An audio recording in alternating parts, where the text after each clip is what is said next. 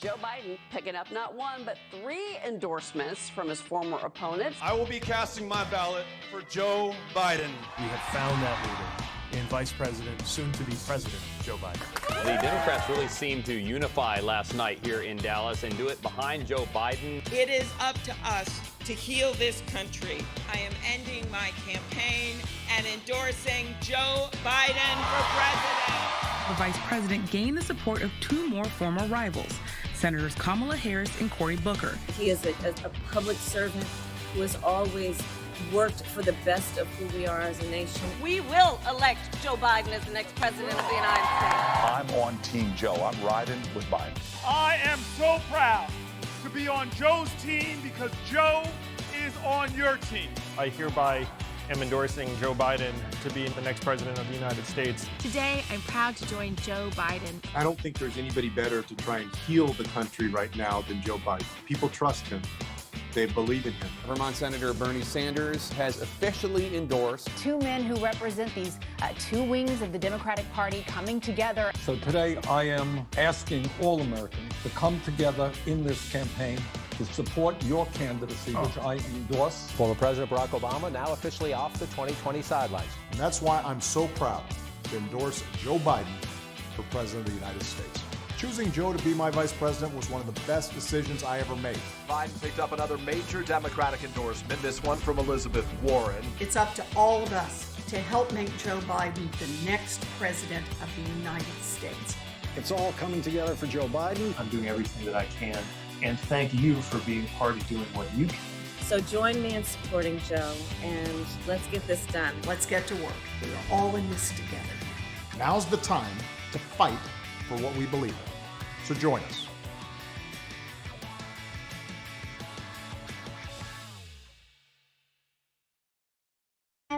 The Democratic Party has always risen to our country's greatest challenges. I pledge myself to a new deal for the American people. We've moved this country forward in a relentless push for progress. Progress for Americans of all walks of life, not just the privileged few. For the harsh facts of the matter are that we stand at this frontier at a turning point of history.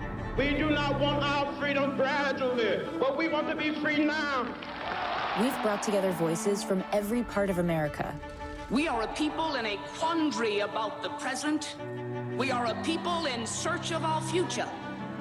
We are attempting to fulfill our national purpose to create and sustain a society in which all of us are equal.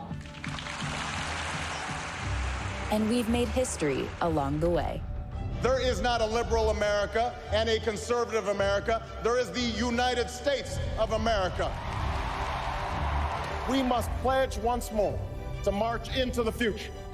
We are a different society than we were in 1961.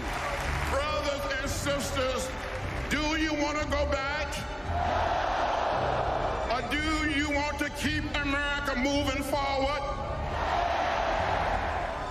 Well, our motto is, when they go low, we go high. We never bow, we never bend, we never break. No, we endure, and we always, always, always move forward.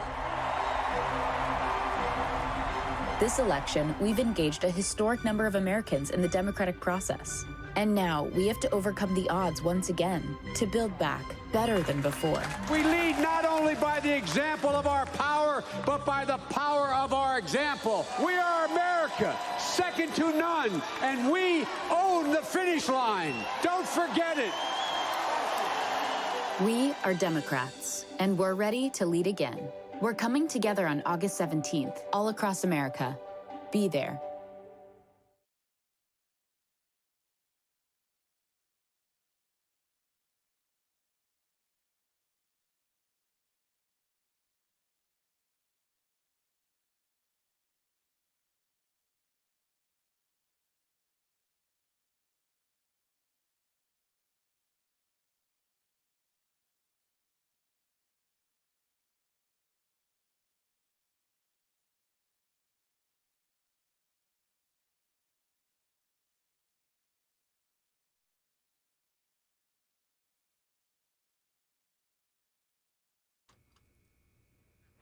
And now, live from Milwaukee, Mayor Tom Barrett.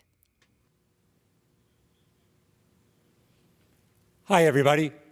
I'm Tom Barrett, the proud mayor of Milwaukee. I would love to be welcoming you to my home city right now. The good people of Milwaukee and I were so excited when we learned that our resilient city was chosen to host the 2020 Democratic National Convention. It was the first time a major political party chose Wisconsin to hold its convention. But these are not conventional times. And as a result, as we all know, this is not a conventional convention. And as much as we would have loved to host you in person, I am proud that the Democratic Party and the city of Milwaukee have made the health of our residents our #1 priority. Unlike the president, we've never called COVID-19 a hoax. Unlike the president, we've never made fun of face masks. And unlike the president, we've never belittled our public health experts. We understand why we can't be together this week, and I hope you do too. And as our party comes together virtually to nominate Joe Biden to be our next president, we're showing the country that we're nominating a leader who isn't afraid to make tough choices or to work with health experts, not against them, to address this pandemic. Milwaukee is a very special place on America's fresh coast. I look forward to the day when you are all able to come experience our beautiful lakefront, our historic neighborhoods, and above all, our diverse, hardworking, and friendly residents. But in the meantime, it is my honor to call the second session of the 48th Quadrennial National Convention of the Democratic Party to order.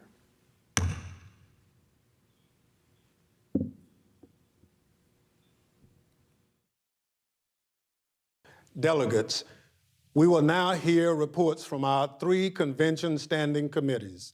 To start us off, I'm pleased to introduce Lorraine Miller and James Roosevelt Jr., co-chairs of the Credentials Committee, to present their committee's report. Hello, delegates to the 2020 Democratic National Convention. My name is Jim Roosevelt, and it is an honor to have served as a co-chair of the Credentials Committee, along with my good friend, Lorraine Miller. Pursuant to the convention rules, the Credentials Committee met and took action to approve the credentials of the delegates and alternates that have been credentialed for the 2020 Democratic National Convention. I am proud to say that all credentials issues were resolved in accordance with the actions of the Credentials Committee. This year's nominating process reflects the efforts of so many to make our process more open and more transparent. As a result, we know that our delegates reflect the best of our party, and we are all united around our nominees, Joe Biden and Kamala Harris. May I add my thanks for the opportunity to serve as a co-chair of the Credentials Committee with my friend Jim Roosevelt. Our state and territorial parties have worked diligently in these unprecedented times to make sure that their delegations reflect the great diversity of our party. We are proud that our party places a priority on making sure that participants of this convention highlight a core value of our party. That is, ensuring that all Americans, regardless of sex, race, age, color, creed, national origin, religion, economic status, sexual orientation, gender identity, ethnic identity, or physical disability, have a role in this important process. Mr. Chair, I am pleased to report that the Credentials Committee report was approved by committee members and all delegates have been fully credentialed. Thank you, Lorraine and Jim. We will now hear from the co-chairs of the Rules Committee, Maria Cardona and Congressman Bonnie Frank, to present that committee's report. Buenas noches. My name is Maria Cardona, and I am so honored to serve as co-chair of the Rules and Bylaws Committee of the Democratic National Convention, along with my friend and colleague, Congressman Barney Frank. The Rules Committee met the last week of July to adopt the convention rules of procedure, officers, and agenda. The committee approved the rules that will govern the convention. These rules are based on a long-standing process that has governed our conventions for many, many cycles. Given the unprecedented nature of the COVID-19 health crisis, these rules that were approved focus on providing for a convention that will transform the convention experience for delegates and for participants and will allow for maximum participation by those delegates. The Rules Committee also ratified a dynamic group of Democrats to serve as the officers of the convention. The convention officers truly represent the ideals and the principles of the Democratic Party. These actions of the Rules Committee will ensure that the 2020 Democratic National Convention can efficiently and effectively proceed with its important business. The Rules Committee also took action on a resolution that was recommended for approval by convention delegates. The resolution calls on the Democratic National Committee to continue the work from this cycle to improve our nominating process and to build on those reforms for the 2024 cycle. The resolution calls on the DNC Rules Committee to conduct a comprehensive review of the presidential nominating reforms that were made and to evaluate where even further reforms might be needed. This review and accounting will be complete by March 31st, 2021. Chair, I am pleased to report that the unity resolution was approved by the delegates. Thank you to the delegates, thank you to the members of the Rules and Bylaws Committee, and thank you for continuing to do everything you can to ensure we are successful in November. Gracias. Two things about the rules are very important to note. One, they continue and build on the trend towards making our nominating process as democratic as possible with a small d. We have asked that we go to primaries rather than caucuses. We have restricted and maintained those restrictions on non-elected delegates. Secondly, it's important to note that everything in these rules is the product of a very free agreement between the Sanders and Biden people, as it was last time between Clinton and Sanders. That is, we have a very democratic set of rules agreed upon enthusiastically by both camps. Thank you, Maria and Barney. It's my pleasure to call on Platform Committee co-chairs Julie Chavez Rodriguez and Dennis Madonna to present their committee's report. Good evening. I'm Julie Chavez Rodriguez, and alongside my friend Dennis McDonough, I was honored to co-chair this year's Democratic Platform Committee. This spring, the process for drafting our 2020 Democratic Platform began with the formation of the Unity Task Forces. Appointed by Vice President Biden and Senator Sanders, the task forces focused their work on 6 major policy priorities. Continuing the work of the task forces, the Platform Drafting Committee engaged voters and encouraged them to share their stories so that their values were reflected. The Platform Drafting Committee, chaired by Mayor Keisha Lance Bottoms, engaged so many throughout our party to ensure that that feedback was incorporated, whether it was received online or through allied groups. Thanks, Julie. I'm Dennis McDonough, and I'm proud to have been Julie's co-chair on the Platform Committee. Our committee has produced a platform that proposes solutions to the challenges that American families face in this unprecedented time.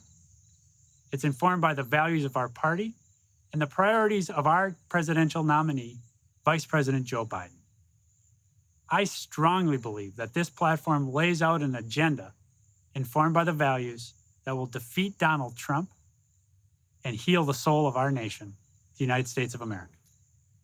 Thank you, Julie and Dennis. Thank you to all the members of all 3 standing committees for your important work to ensure we have a smooth and orderly convention, a platform that represents our party's values and interests, and a plan for continuing to look at how we conduct our affairs in the best spirit of openness, fairness, and inclusion.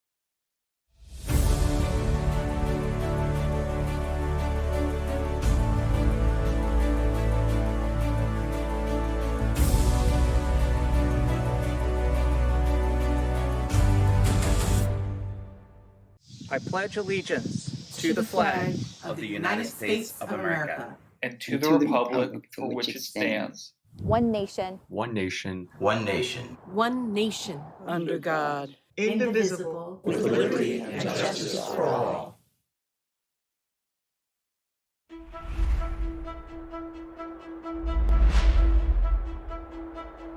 My fellow Americans, this is my country.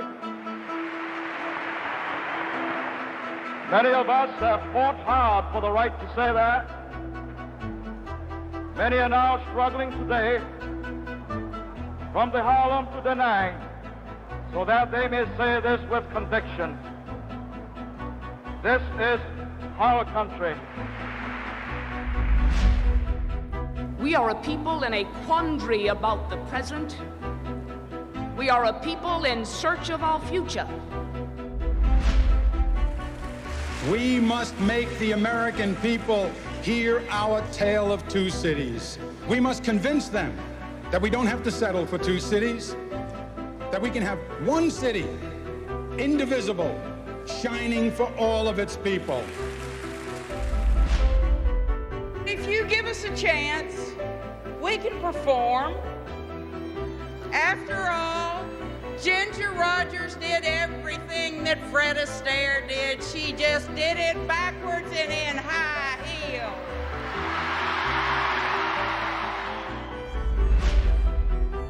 There is not a liberal America and a conservative America. There is the United States of America. There is not a black America and a white America and Latino America and Asian America. There's the United States of America. The American dream is not a sprint or even a marathon, but a relay.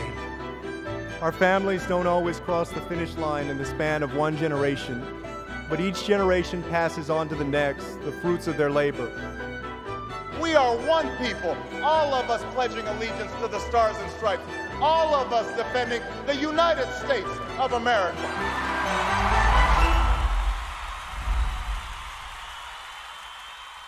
Welcome to the second night of the Democratic National Convention. This is a different kind of convention. Look at the camera and smile. And this is a different kind of keynote. is a different kind of keynote. This year, all of us are on stage, and we've got a lot to say. Let's get real. There's a lot riding on this election. When we're facing the biggest economic and health crisis in generations, because our president didn't and still doesn't have a plan. When doctors, nurses, and home health care aides in Philadelphia have to risk their own lives to protect others because there's not enough protective equipment. When factory workers in Ohio are faced with dangerous conditions because this administration hasn't given clear guidance on how to protect our people.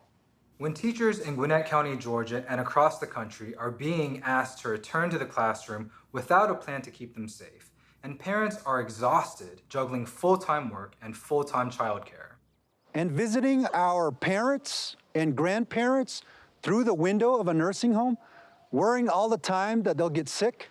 When unemployment in North Charleston, South Carolina, a city I represent, has risen nearly fourfold, and evictions are putting families out on the street in the middle of a pandemic.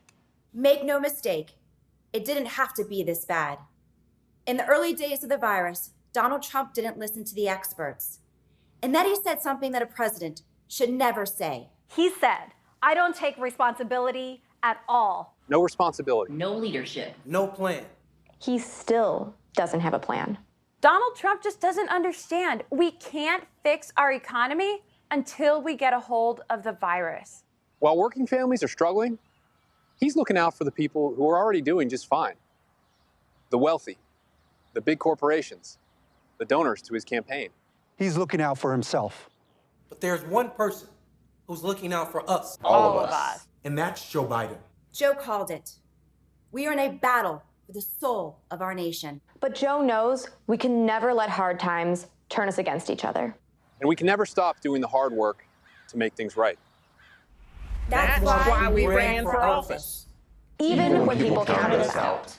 Even when there had never been a Latina in the Nevada State Senate.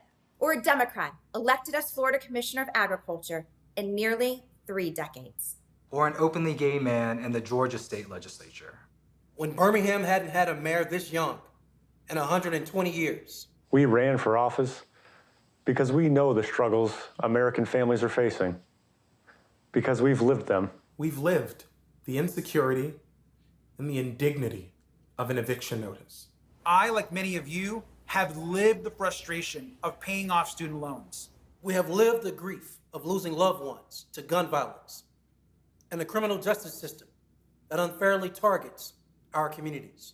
We have lived that feeling of helplessness when someone you love is very sick and access to healthcare is a matter of life and death. By the way, Joe Biden has lived a lot of this too. He was raised in a middle-class family in Scranton, Pennsylvania and Claymont, Delaware.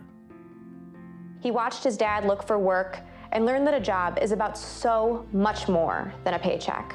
It's about dignity and respect. He was sworn into office from the hospital room of his 2 young sons after a car crash killed his wife and infant daughter. He knows what it's like to thank God you have health care. He knows what it's like to work hard for everything you've got. He knows what it's like to send a child off to war. And he'll never forget who he's fighting for. I look around my district in North Texas, and I see the people who built this country. The educators, like the single mom who raised me. The men and women on the front lines of our healthcare system. You built this country. Small business owners, like the ones whose shops and restaurants line the streets of Birmingham, Michigan. Charleston, South Carolina. Of tribal nations. Line the streets of Philadelphia and bring our communities to life.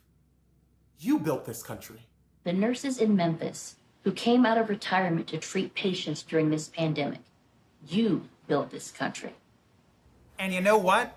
You deserve more than the constant chaos that Donald Trump delivers. You deserve health care you can afford, a job that pays you fairly. You deserve childcare and paid sick leave while you work. And when you pay into Social Security and Medicare, you deserve to know it will be there when you retire. And that's why we ran. And thanks to the voters across the country in both red states and blue states, we won. A new generation of leaders is rising up. And with Joe Biden in the White House, there's no limit to what we can do.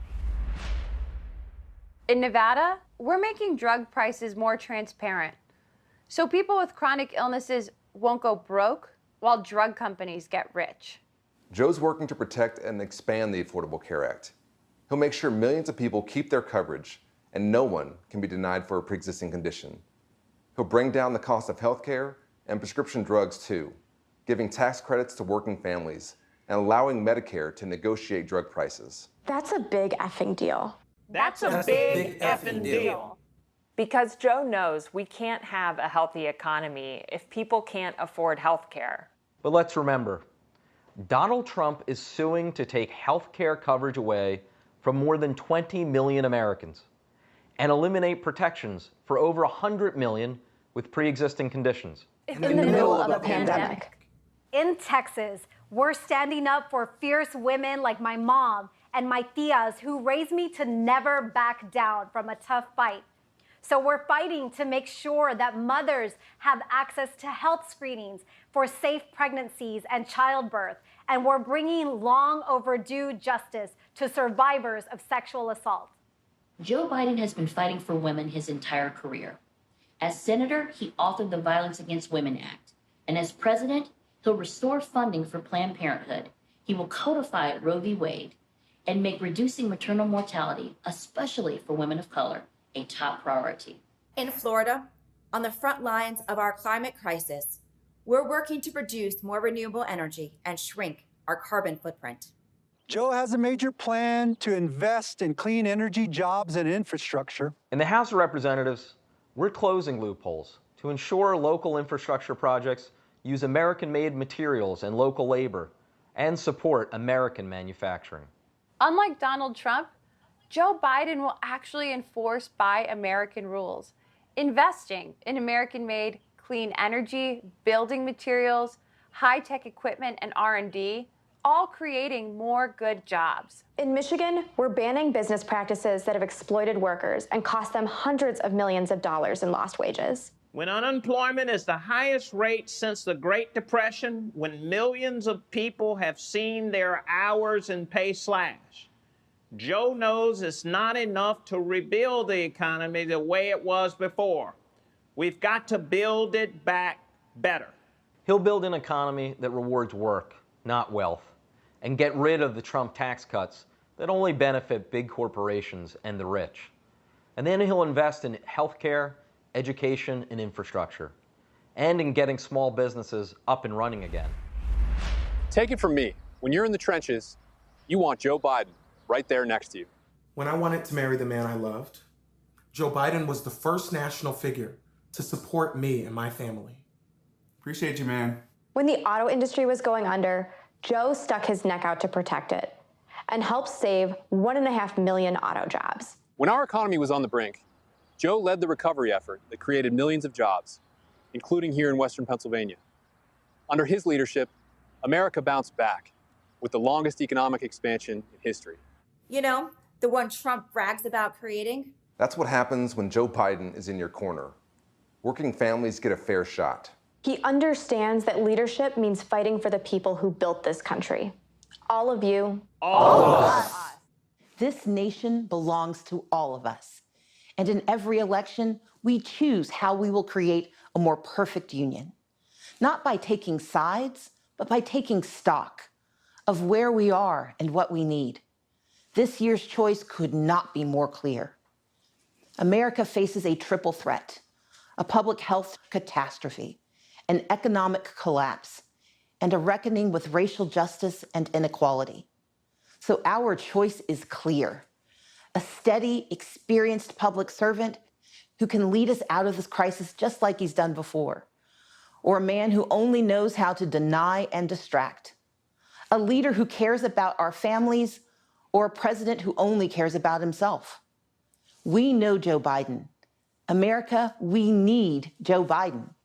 To make your voice heard, text VOTE to 30330. In a democracy, we do not elect saviors. We cast our ballots for those who see our struggles and pledge to serve, who hear our dreams and work to make them real, who defend our way of life by protecting our right to vote. Faced with a president of cowardice, Joe Biden is a man of proven courage. He will restore our moral compass by confronting our challenges, not by hiding from them or undermining our elections to keep his job. In a time of voter suppression at home and authoritarians abroad, Joe Biden will be a champion for free and fair elections, for a public health system that keeps us safe, for an economy that we build back better than before, and for accountability and integrity in our system of justice. We stand with Joe Biden because this isn't just about defeating Donald Trump. We are in this to win for America. So let's get it done.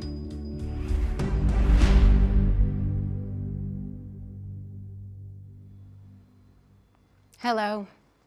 I'm Tracy Ellis Ross, and how exciting to hear from young elected leaders from across the country. A perfect way to begin night 2 of the Democratic National Convention, Uniting America. Tonight is all about leadership.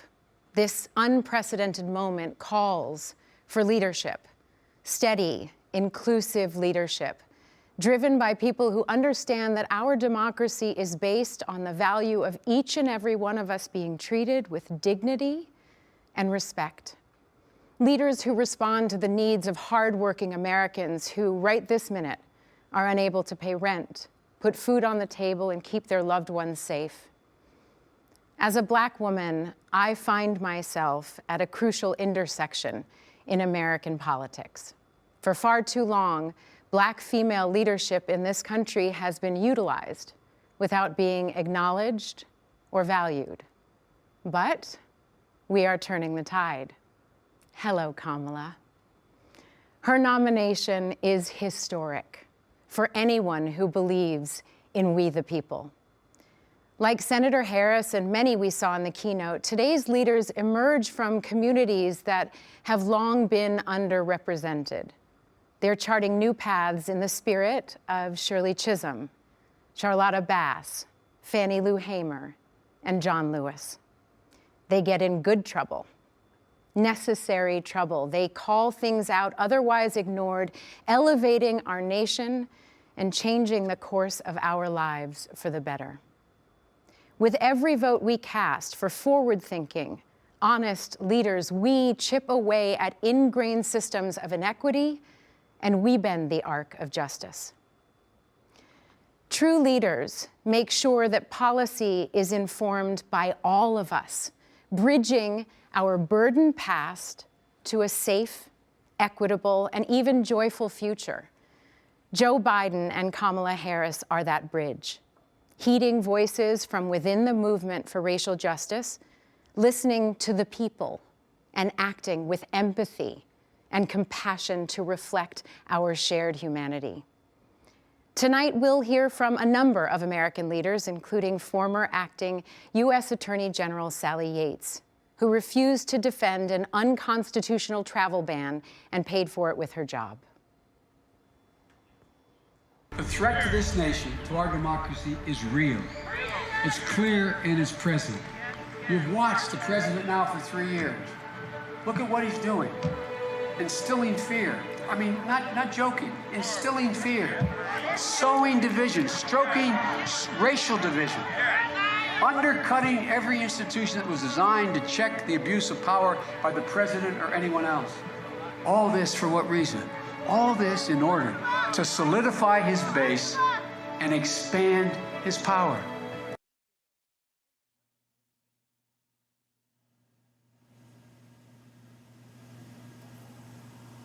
Good evening. I'm Sally Yates. Speaking at a political convention is something I never expected to be doing, but the future of our democracy is at stake. I'm here in my hometown of Atlanta, where as a young lawyer, I joined our nation's Justice Department. For nearly 30 years, through Democratic and Republican administrations, I worked alongside my DOJ colleagues to advance our nation's promise of equal justice. I served as Deputy Attorney General in the Obama-Biden administration and stayed on as Acting Attorney General for the Trump transition. Then, 10 days in, I was fired for refusing to defend President Trump's shameful and unlawful Muslim travel ban. That was the start of his relentless attacks on our democratic institutions and countless dedicated public servants. Like me, these officials didn't swear an oath to a person or a party. Public servants promised to defend our Constitution, uphold our laws, and work on behalf of the American people. But from the moment President Trump took office, he's used his position to benefit himself rather than our country. He's trampled the rule of law, trying to weaponize our Justice Department to attack his enemies and protect his friends. Rather than standing up to Vladimir Putin, he fawns over a dictator who is still trying to interfere in our elections. He's even trying to sabotage our postal service to keep people from being able to vote. His constant attacks on the FBI, the free press, inspectors general, federal judges, they all have one purpose: to remove any check on his abuse of power. Put simply, he treats our country like it's his family business, this time bankrupting our nation's moral authority at home and abroad. But our country doesn't belong to him. It belongs to all of us. Joe Biden embraces that. He has spent his entire life putting our country first. He has never backed down from a challenge or a bully. He summons the best in us and lives by the values that define us as Americans: service, integrity, courage, compassion. There are countless stories of Joe Biden reaching out to someone in their moment of need.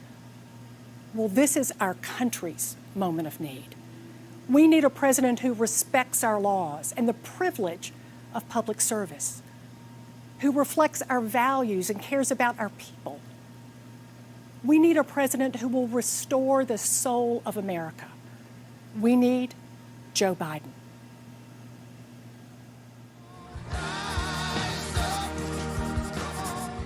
Over the last 4 years, we have experienced failed leadership under Donald J. Trump. We've had to deal with this insanity. I've watched our country deteriorate. The cover-ups, the lying, the favoritism. The disregard for the Constitution. Donald Trump has failed America. It is time for us to reclaim our constitutional and democratic values. We need to prove to the world, and most importantly, prove to ourselves that we are better than this. We need an experienced leader. A leader that has passion, integrity, and strategic leadership skills. And his name is Joe Biden. Joe Biden. Joe Biden is that leader. And he really wants the best for this country. He understands and respects our democracy, the rule of law, and the U.S. Constitution.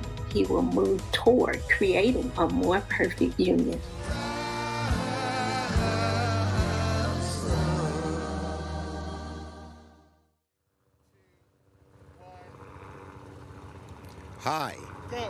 Hi, this is Senator Chuck Schumer, Democratic leader from my hometown, Brooklyn, New York.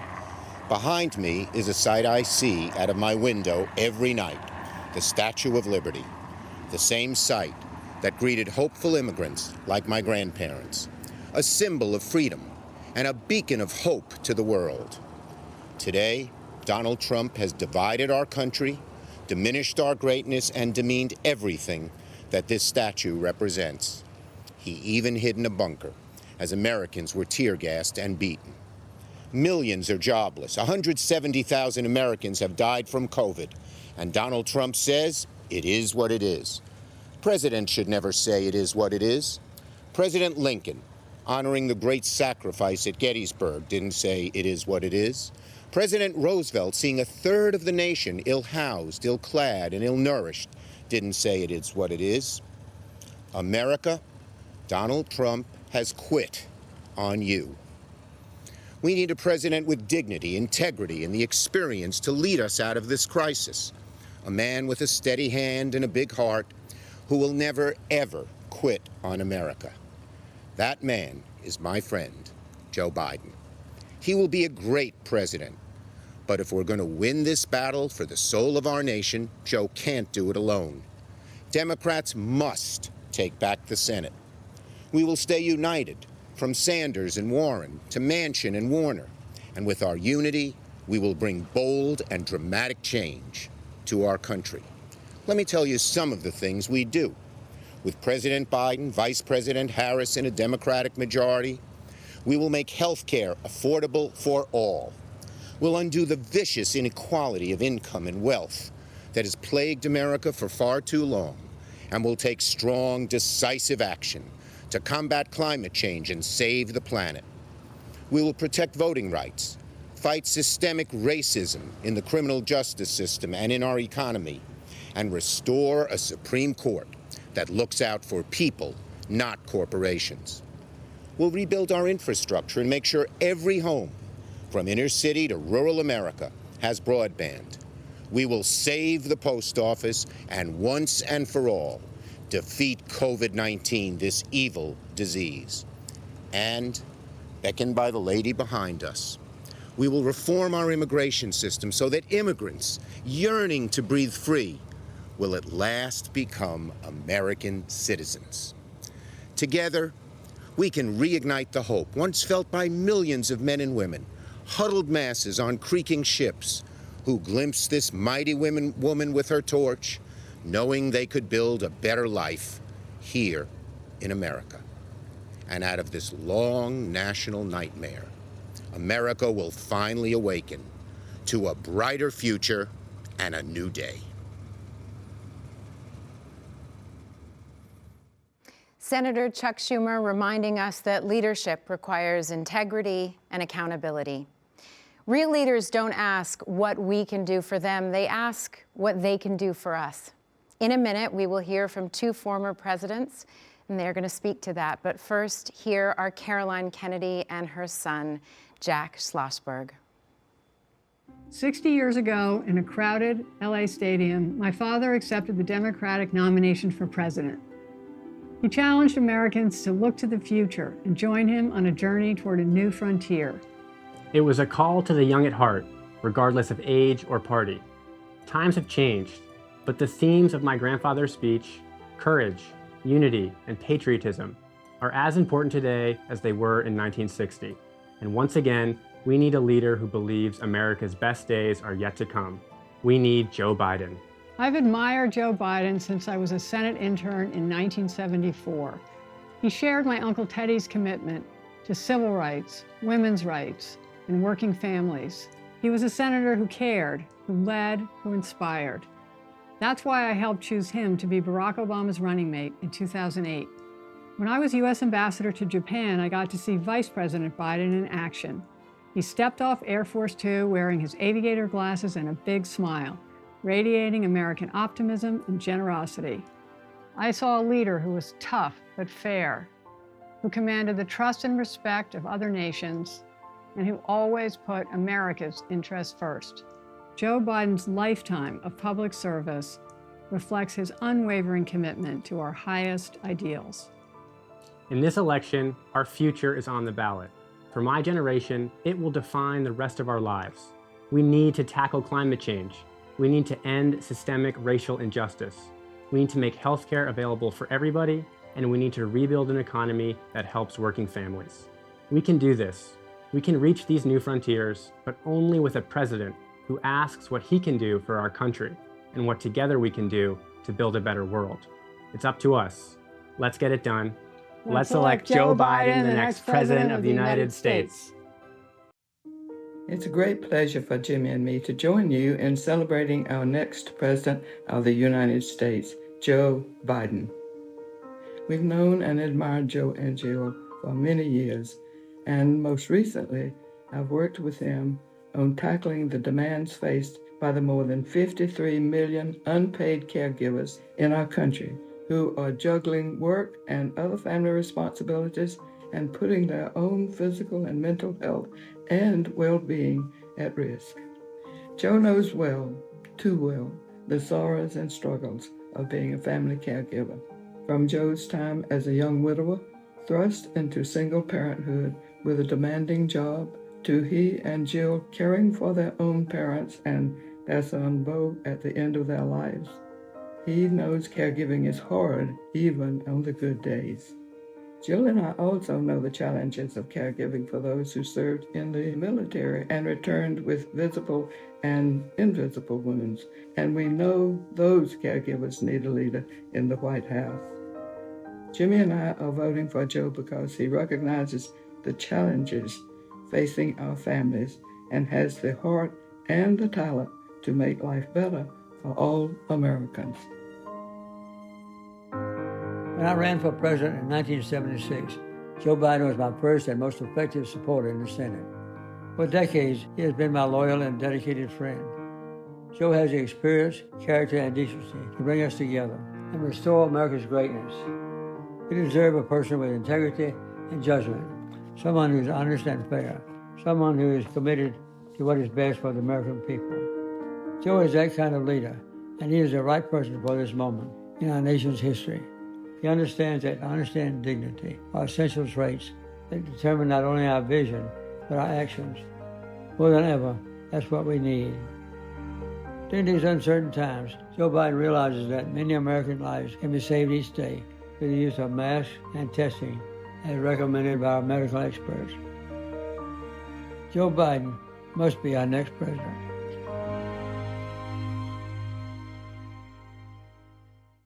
Good evening. A presidential election is the world's most important job interview. At the end, we hire a leader to help us solve problems, create opportunities, and give our kids better tomorrows.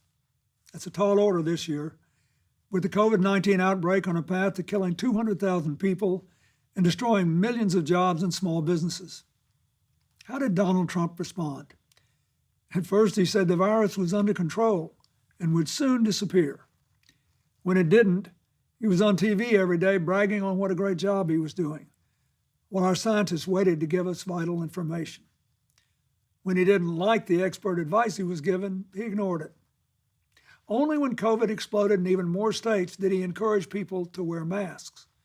By then, many more were dying. When asked about the surge in deaths, he shrugged and said, "It is what it is." But did it have to be this way? No. COVID hit us much harder than it had to. We have just 4% of the world's population, but 25% of the world's COVID cases. Our unemployment rate is more than twice as high as South Korea's, 2.5 times the United Kingdom's, more than 3 times Japan's. Donald Trump says we're leading the world.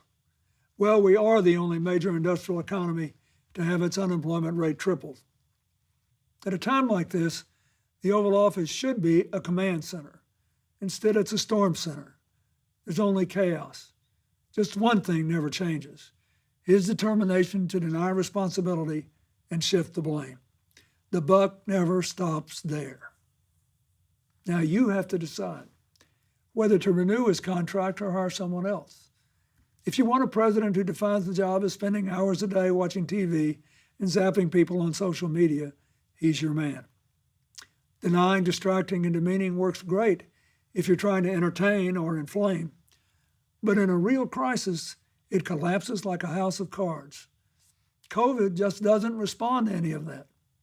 To beat it, you've got to actually go to work and deal with the facts.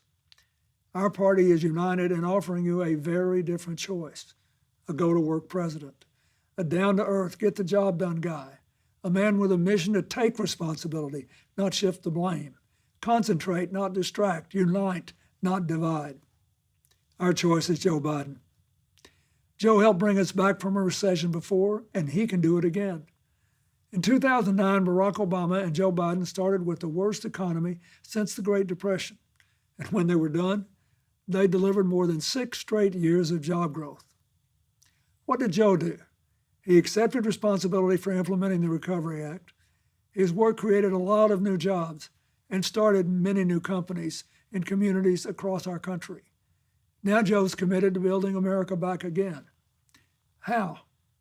He's given us smart, detailed plans to invest in areas vital to our future: innovative financing for modern factories and small businesses, good jobs in green energy and conservation to combat climate change, a modern infrastructure that brings small town and rural America the connectivity and investment others take for granted, and a plan to ensure that Black Americans, Latino Americans, Native Americans, women, immigrants, and other communities left behind are full participants in our economy and our society. Joe Biden wants to build an economy far better suited to our changing world.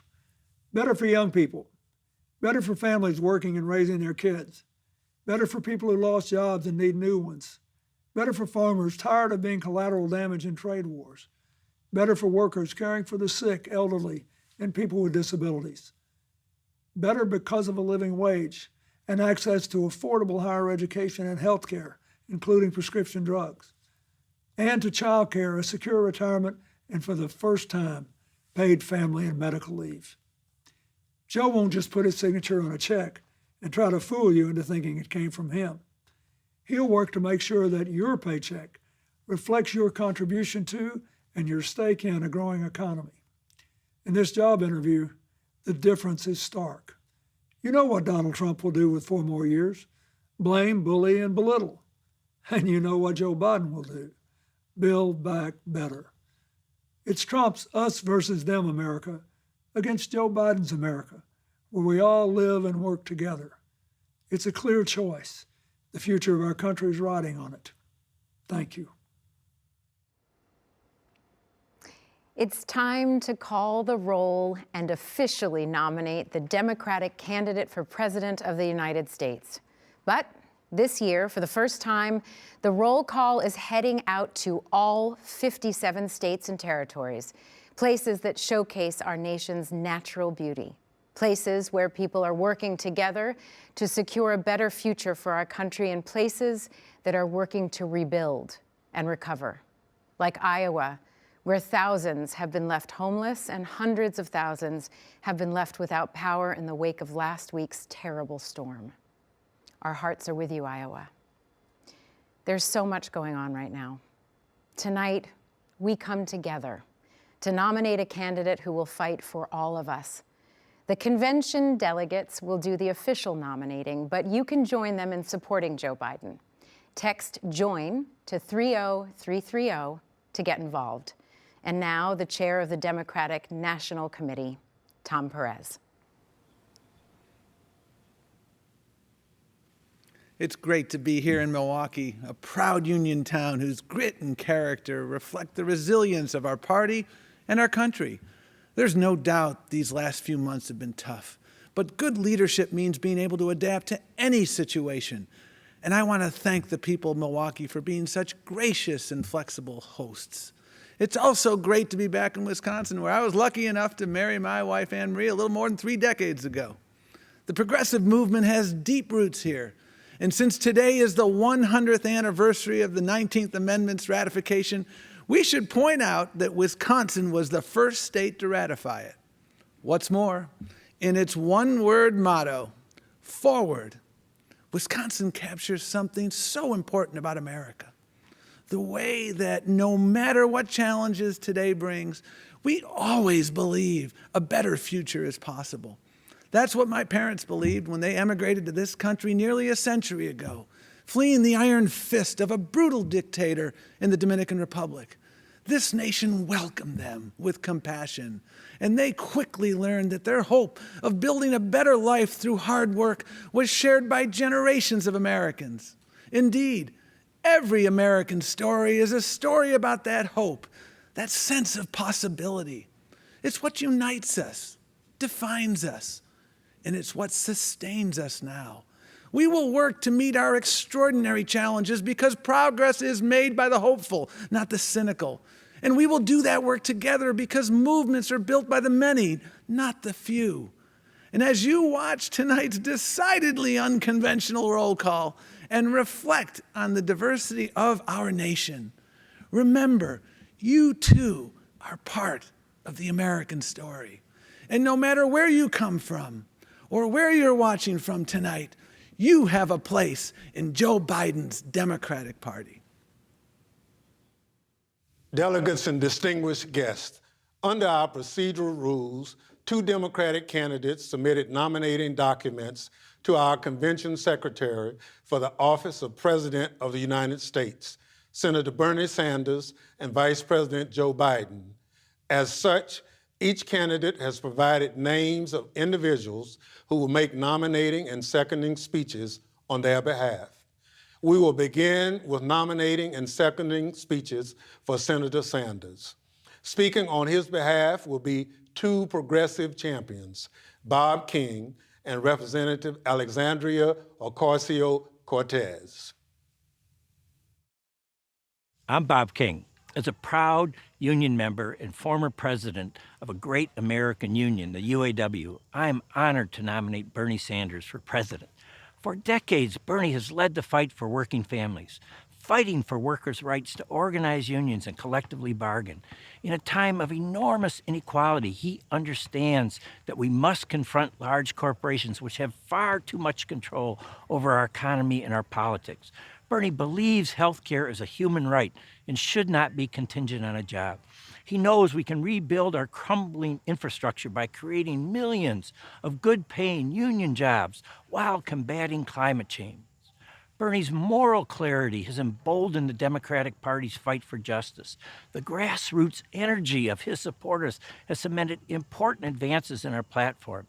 Bernie will continue to lead a movement that helps defeat Trump and delivers transformational change. I'm excited to place into nomination the name of a great champion of the working class, Senator Bernie Sanders. Good evening, bienvenidos, and thank you to everyone here today endeavoring towards a better, more just future for our country and our world. In fidelity and gratitude to a mass people's movement working to establish 21st century social, economic, and human rights, including guaranteed health care, higher education, living wages, and labor rights for all people in the United States. A movement striving to recognize and repair the wounds of racial injustice, colonization, misogyny, and homophobia, and to propose and build reimagined systems of immigration and foreign policy that turn away from the violence and xenophobia of our past. A movement that realizes the unsustainable brutality of an economy that rewards explosive inequalities of wealth for the few at the expense of long-term stability for the many, and who organized a historic grassroots campaign to reclaim our democracy. In a time when millions of people in the United States are looking for deep, systemic solutions to our crises of mass evictions, unemployment, and lack of health care, in el espíritu del pueblo and out of a love for all people, I hereby second the nomination of Senator Bernard Sanders of Vermont for President of the United States of America. Thank you, Mr. King and Representative Ocasio-Cortez. We now turn to nominating and seconding speeches for Vice President Biden. In a moment, we'll hear from Senator Chris Coons, who holds the Delaware Senate seat once held by the Vice President, and Representative Lisa Blunt Rochester, my colleague in the House. But first, we'll hear from Jacqueline Asby, a working American who met Joe Biden in a most unexpected place, the elevator where she worked. I take powerful people up on my elevator all the time. When they get off, they go to their important meetings. Me, I just head back to the lobby. But in the short time I spent with Joe Biden, I could tell he really saw me, that he actually cared, that my life meant something to him. And I knew, even when he went into his important meeting, he'd take my story in there with him. That's because Joe Biden has room in his heart for more than just himself. We've been through a lot, and we have tough days ahead. But nominating someone like that to be in the White House is a good place to start. That's why I nominate my friend, Joe Biden, as the next president of the United States. I'm Senator Chris Coons from Delaware, a small state where people expect to see their senators, and even sometimes their vice president, at the supermarket, at a church festival, out in their community. Joe fights for us because he knows our struggles and hopes. He knows the pain of loss and the worries of working parents. And he's always brought that same personal concern he showed for Jacqueline to getting things done as our senator and then as President Obama's vice president. Joe's tackled gun violence and climate change. He stood up to dictators and supported our troops. He led the recovery effort after the last recession and delivered on a promise to make our healthcare system fairer and stronger. Through it all, Joe Biden's never forgotten where he's from. He's been sustained by his faith and his family through the toughest of times, and he has the heart and the compassion for this moment.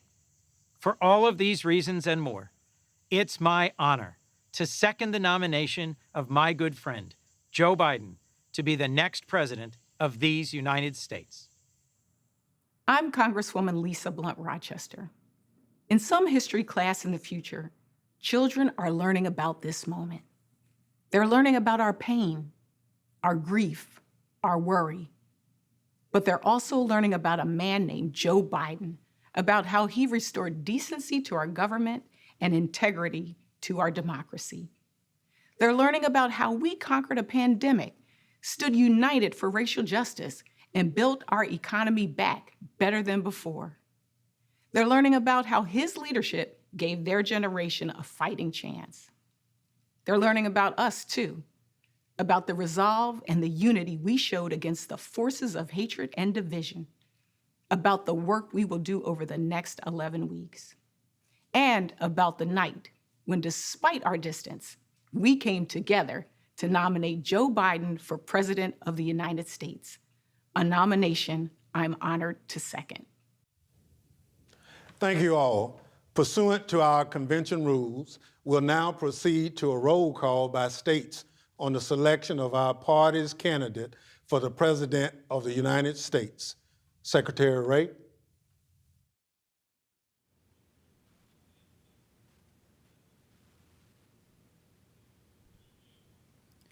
Mr. Chairman, coming to you live from the Wisconsin Center, it's time to begin our virtual trip around America. Our journey begins at the site of a major step forward in our national journey towards justice. Let's go to Alabama. John Lewis marched across this bridge in 1965 to demand the right to vote. A lifetime later, civil rights and voting rights remain America's great, unfinished business. But those who walked this path before us showed us the way forward. If we want to honor John Lewis's incredible life, let's restore the Voting Rights Act and ensure that our democracy belongs to all Americans. Alabama casts 8 votes for Bernie Sanders, and the great state of Alabama casts 52 votes for our next president of these United States, Joe Biden. Alaska. The waters we rely on to feed our families and make a living are threatened by climate change. When Joe Biden was vice president, he and President Obama made sure Alaska's tribes had a say on how these waters were managed. Donald Trump took it away. We must elect a president who will respect our voices, protect our waters, and address climate change. Alaska cast 7 votes for Bernie Sanders and 12 votes for the next president, Joe Biden. American Samoa. Joe Biden honors our service, and we trust him to support our community. As vice president, he helped expand rural infrastructure to communities like ours, broadening our economic capacity. As president, he will continue to strengthen rural America, from New England to the Pacific. On behalf of the Governor Lolo Matalasi Molinga and the American Samoa Democratic Party, we proudly cast 11 votes for our next president of the United States of America, Joe Biden. Arizona. As a middle school teacher, I know that public educators are doing everything they can to make sure our students have quality learning experiences this fall. As a mother of a high school freshman, I know that it's far from perfect. As an NEA union organizer, I'll fight to make sure that it's scientists, parents, and educators that decide when it's safe to go back to school, not politicians. As an Arizona Latina, I proudly cast our votes, 29 for Bernie Sanders and 51 for our next president, Joe Biden. Arkansas. Feeding people is an act of love, and I think we all can use a little extra love these days. So we took our food trucks out into the community to deliver meals made right here at the Clinton Presidential Center for our neighbors in need. Even when our leaders let us down, America kept looking out for each other. Arkansas cast 9 votes for Bernie Sanders and 27 votes for our next president, Joe Biden. California. Climate change is not a hoax. It's real, and communities of color have been bearing the brunt of this reality for generations. Joe Biden's plan to crack down on polluters to protect our air and water is about environmental justice and economic justice. He'll prioritize equity and bring new clean energy jobs to to Black and brown neighborhoods because that is how we build back better. California, home to our next Vice President, Kamala Harris, cast 231 votes for Bernie Sanders And 263 votes for our next president, Joe Biden. Colorado. Han and I grew up in poverty as immigrants, but we've been able to make a decent living. We're extremely lucky. But now we have 3 family members that tested positive for COVID, and it just doesn't feel safe to put Evan and Emma back to school. This is certainly going to be hard on them and on us, but millions of working families will have it much harder. I know Joe Biden cares about these struggles, and that's why I trust him to fight for us. With one abstention, Colorado will cast 36 votes for Bernie Sanders and 42 for our next president, Joe Biden. Connecticut. Firefighters are proud to put our lives on the line every day to protect our neighbors. It's a badge of courage. But while we are protecting your family, we need a president who is committed to protecting ours, and that's Joe Biden. He has the courage we respect and the commitment to working Americans we need now. On behalf of our governor, Ned Lamont, I am honored to cast Connecticut's 75 votes for our next president, Joe Biden. Delaware. Delaware passes. Delaware passes. Democrats abroad. We represent the millions of Americans who live outside the United States and vote back home. Americans abroad can make a difference in the states that will decide this year's elections. We need your help to elect a president who will restore our standing around the world. Go to votefromabroad.org to learn more. Democrats Abroad is proud to cast 10 votes for Bernie Sanders and 7 votes for our next president, Joe Biden. District of Columbia. Welcome to my hometown and the best city in the world. Washington, D.C. is 706,000 residents strong. We raise families, pay taxes, and serve the United States military, just like every American in the 50 states. The House of Representatives just passed an historic piece of legislation to make Washington, D.C. the 51st state. From Black Lives Matter Plaza, the District of Columbia proudly cast 1 vote for Bernie Sanders and 43 votes for the next president of the United States, Joe Biden. Florida. When my daughter was murdered in Parkland, Joe Biden called to share in our family's grief. I quickly learned about his decency and his civility, but I also learned about his toughness and how he's beaten the NRA. Together with the other victims of gun violence and our nation's youth, Joe Biden and Kamala Harris will take on the NRA again and win. Let's win back our freedom to live without fear. Florida cast 57 votes for Bernie Sanders and 192 votes for our next president, Joe Biden. Georgia. My mentor, Congressman John Lewis, knew that the right to vote is sacred. Georgians know that our ability to vote is under attack. Long lines, voter suppression. Donald Trump is even trying to slow down the mail and force us to risk our lives to cast a ballot. We will not be silenced. Take out your phone and text VOTE to 30330 and make sure your voice is heard in this election. From the cradle of the civil rights movement and in the spirit of good trouble, Georgia cast our 117 votes for our next president, Joe Biden. Guam. 70 years ago this summer, Chamorros became U.S. citizens. We are proud of our resilience, proud of our indigenous heritage, and proud to be part of this historic moment for our party and our nation. From the land where America's day begins, Guam cast 2 votes for Bernie Sanders and 11 votes for our next president, Joe Biden. Hawaii. I came from the Philippines to Hawaii, the land of indigenous Native Hawaiians. Today, I want to speak to my fellow immigrants, to the essential workers on the front line, to the service members who wear our flag, to the parents with big dreams for their children. No matter where we came from, immigrants belong in our country's long fight for justice. We belong in the America we are building together. Hawaii, birthplace of President Obama, cast 9 votes for Bernie Sanders and 23 votes for our next president, Joe Biden.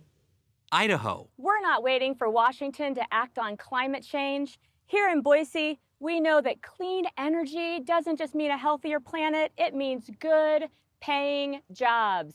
Imagine what we could do with a president that listens to science and leads with courage.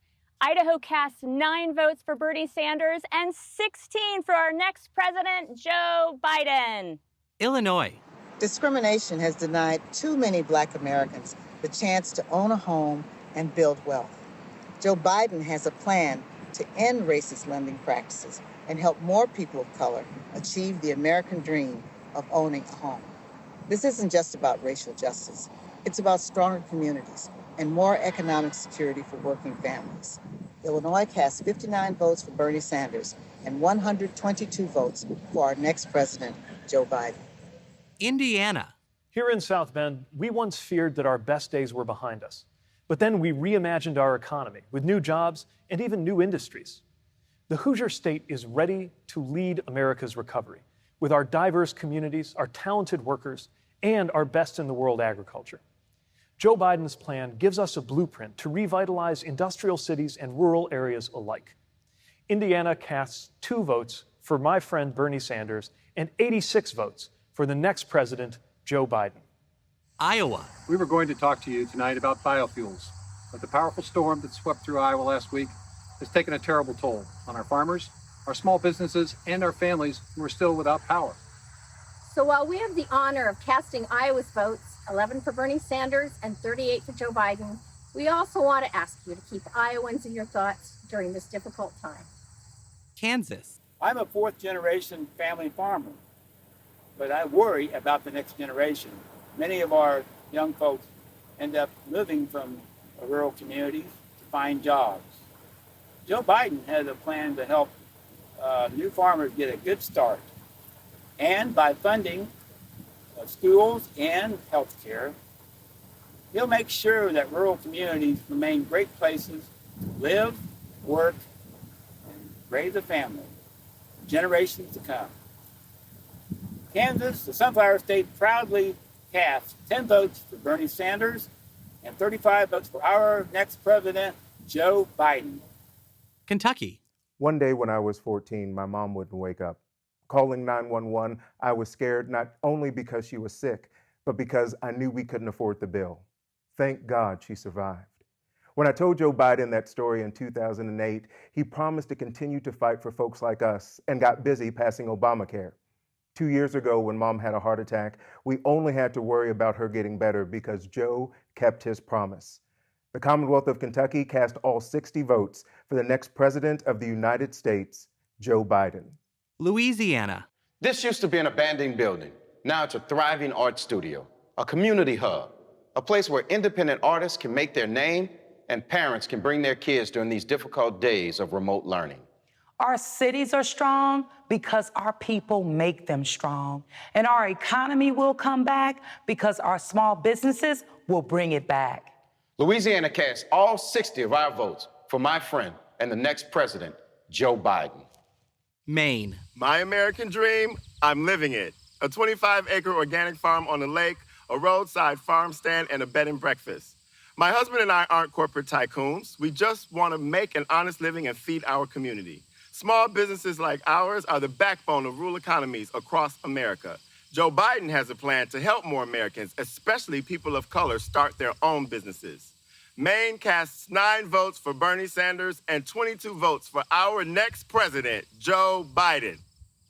Maryland. Black lives matter. And when it comes to racial justice, Black opportunity matters. When Joe Biden rebuilds our middle class, he won't leave anyone behind. His plan, more capital for Black entrepreneurs. More funding for public schools and HBCUs. Banning racial discrimination in the housing market. And paying every worker a fair wage. That's building back better. Maryland. The home of Frederick Douglass. Cast 1 vote for Bernie Sanders and 119 votes for our next president, Joe Biden. Massachusetts. We need a plan to get the economy going again. Joe Biden will get the pandemic under control, create new jobs in manufacturing and clean energy, help small businesses and our restaurants recover, and build back better so that our economy is stronger and fairer than it was before. Massachusetts cast 30 votes for Bernie Sanders and 83 votes for our next president, Joe Biden. Michigan auto workers are the best in the world, but we'd be nowhere without Joe Biden. And a lot of folks wanted to let Detroit go bankrupt. But Joe Biden believed in us, and together we fought to save our auto industry. Now he's got a plan to create 1 million new auto jobs by investing in clean energy. Joe Biden believes in American workers. He's got our back, and we've got his. Michigan cast 53 votes for Bernie Sanders and 92 votes for our next president, Joe Biden. Minnesota. I'm here in Minnesota, the home of the headwaters of the Mississippi River. We know that a bridge shouldn't fall down in the middle of America, but it did. And we came together to rebuild it. That's what we do in America. That's what Joe Biden will do as president. He'll build back better. He'll cross the river of our divides and unite this country from our cities to our suburbs to our rural areas. And now we will virtually cross the great Mississippi to St. Paul to hear from my friend, Mayor Melvin Carter. Thank you, Senator. As the 46th mayor of a city that's more than ready for our 46th president, I'm proud to cast Minnesota's 31 votes for Bernie Sanders and 60 votes for our next U.S. president, Joe Biden. Mississippi. Tougaloo College reflects the progression of a people from slavery to citizenship to scholarship and leadership, contributing to Mississippi and the world. Our alumni are leaders like Convention Chairman Congressman Benny Thompson. Joe Biden wants to invest $70 billion in HBCUs like Tougaloo. Imagine what impact that could have on HBCUs. Imagine what impact HBCUs could have on America. Mississippi cast 2 votes for Bernie Sanders and 38 votes for our next president, Joe Biden. Missouri. As a member of the International Union of Bricklayers and Allied Craft Workers, Local 1 St. Louis, I love walking around the city and seeing the contributions that my brothers and sisters have made. We stand ready to rebuild our nation's infrastructure, and with Joe Biden's leadership, we'll create millions of new jobs, building back better. Missouri cast 28 votes for Bernie Sanders and 50 votes for our next president, Joe Biden. Montana. When COVID shut down my college, I came home to my parents' ranch to finish senior year online. But some days, I can't even get a video to load or an email attachment to send. Without reliable internet, there's no remote learning, no virtual doctor's appointments, and just try starting a small business. Rural broadband can be a game changer for rural communities like mine, and Joe Biden has a plan to make it happen. Montana cast 1 vote for Bernie Sanders and 18 votes for our next president, Joe Biden. Nebraska. I work at a meatpacking plant, making sure grocery store shelves stay full. They call us essential workers, but we get treated like we're expendable. Workers are dying from COVID, but a lot of us don't have paid sick leave or even quality protective equipment. We are human beings, not robots, not disposable. We want to keep helping you feed your family, but we need a president who will have our backs. Nebraska cast 33 votes for our next president, Joe Biden. Nevada. Working people are the backbone of our economy and the key to our recovery. Joe Biden knows it's not enough to praise them. We have to reward them. So let's raise the minimum wage to $15 an hour, empower workers to negotiate for better benefits and safer workplaces, and make it easier to pay for things like health care and higher education. I am proud to cast 24 votes for Bernie Sanders and 25 votes for our next president, Joe Biden. New Hampshire. Hello from the Granite State. We trust Joe Biden. Joe will provide the leadership necessary to bring us back from this awful pandemic. Joe has a plan to attack global climate change once and for all. And Joe will restore honesty, decency, and trust to the White House, reunite all Americans, and build a better future for all. The great state of New Hampshire awards 9 delegates to our friend and neighbor, Bernie Sanders, and 24 delegates to the next president of the United States, Joe Biden. New Jersey. We've been hit hard by COVID, but we're coming back. But we have to be smart. We have to listen to the experts, and we have to have a president who has a plan. That's why, in memory of all those we've lost, in solidarity with those who are sick or struggling, and in eternal gratitude for our heroic frontline workers, New Jersey cast 5 votes for Senator Bernie Sanders and 139 votes for the next president of the United States, Joe Biden. New Mexico. Makoam, Hinomamkima Kirimba. Greetings and good evening. My name is Derek Lente, State Representative, coming to you from the homeland of my ancestors here at the beautiful Pueblo of Sandia. New Mexico is a diverse state, home to 23 indigenous sovereign nations with a rich multicultural history. We are all united by the love of this beautiful place that we call home. and we believe that we owe it to the next generation to protect the natural and cultural resources that are their inheritance. And to that end, also respect tribal sovereignty. New Mexico proudly casts 4 votes for Bernie Sanders and 42 votes for the next president of the United States of America, Joe Biden. New York. As an immigrant from St. Vincent and the Grenadines and an 1199 SCIU registered nurse, I am proud to be part of America's fight against COVID-19. But many healthcare workers don't get paid sick leave or have enough protective equipment. I have 2 children with asthma and a mother who's high risk. I worry every day about bringing this virus home to them. Joe Biden's plan will help us take better care of your loved ones as well as our own. Along with Lieutenant Governor Kathy Hochul, I cast New York's votes. 44 votes for Bernie Sanders and 277 for our next president, Joe Biden. It's Joe time. North Carolina. I've been doing this for a long time, so let me just be plain. Black people, especially black women, are the backbone of this party, and if we don't show up, Democrats don't get elected. I'm putting on my mask, and we're going to every corner in North Carolina to help organize, because we need to make sure everyone shows up for Joe Biden. He will show up for us. North Carolina cast 39 votes for Bernie Sanders and 83 votes for the next president of the United States, Joe Biden. North Dakota. The Shkatni Dosha, Dosha, Jeed. Welcome to the homelands of the Mandan, Hidatsa, and Arikara people. I graduated from a class of just 44 students, and I had to drive 3 hours just to take the SATs. But growing up, I knew that college was a ladder that could take you anywhere. Joe Biden knows that everyone deserves a chance to climb that ladder. So as a proud tribal member, as a Mexican American, and as a Harvard graduate, I am proud to cast North Dakota's votes. 10 for Bernie Sanders and 8 for our next president, Joe Biden. Northern Mariana Islands. Half a day, T-roll, and hello from paradise, the Northern Mariana Islands. We may be far away, but we're American citizens. And this year, for the first time in decades, we finally have a Democratic slate, because Democrats organize everywhere. But we don't get to vote for president, so please don't waste yours. The Northern Mariana Islands is proud to cast 2 votes for Senator Bernie Sanders and 9 votes for our next president, Joseph Biden. Sidus Ma'asi, Olamai, and thank you.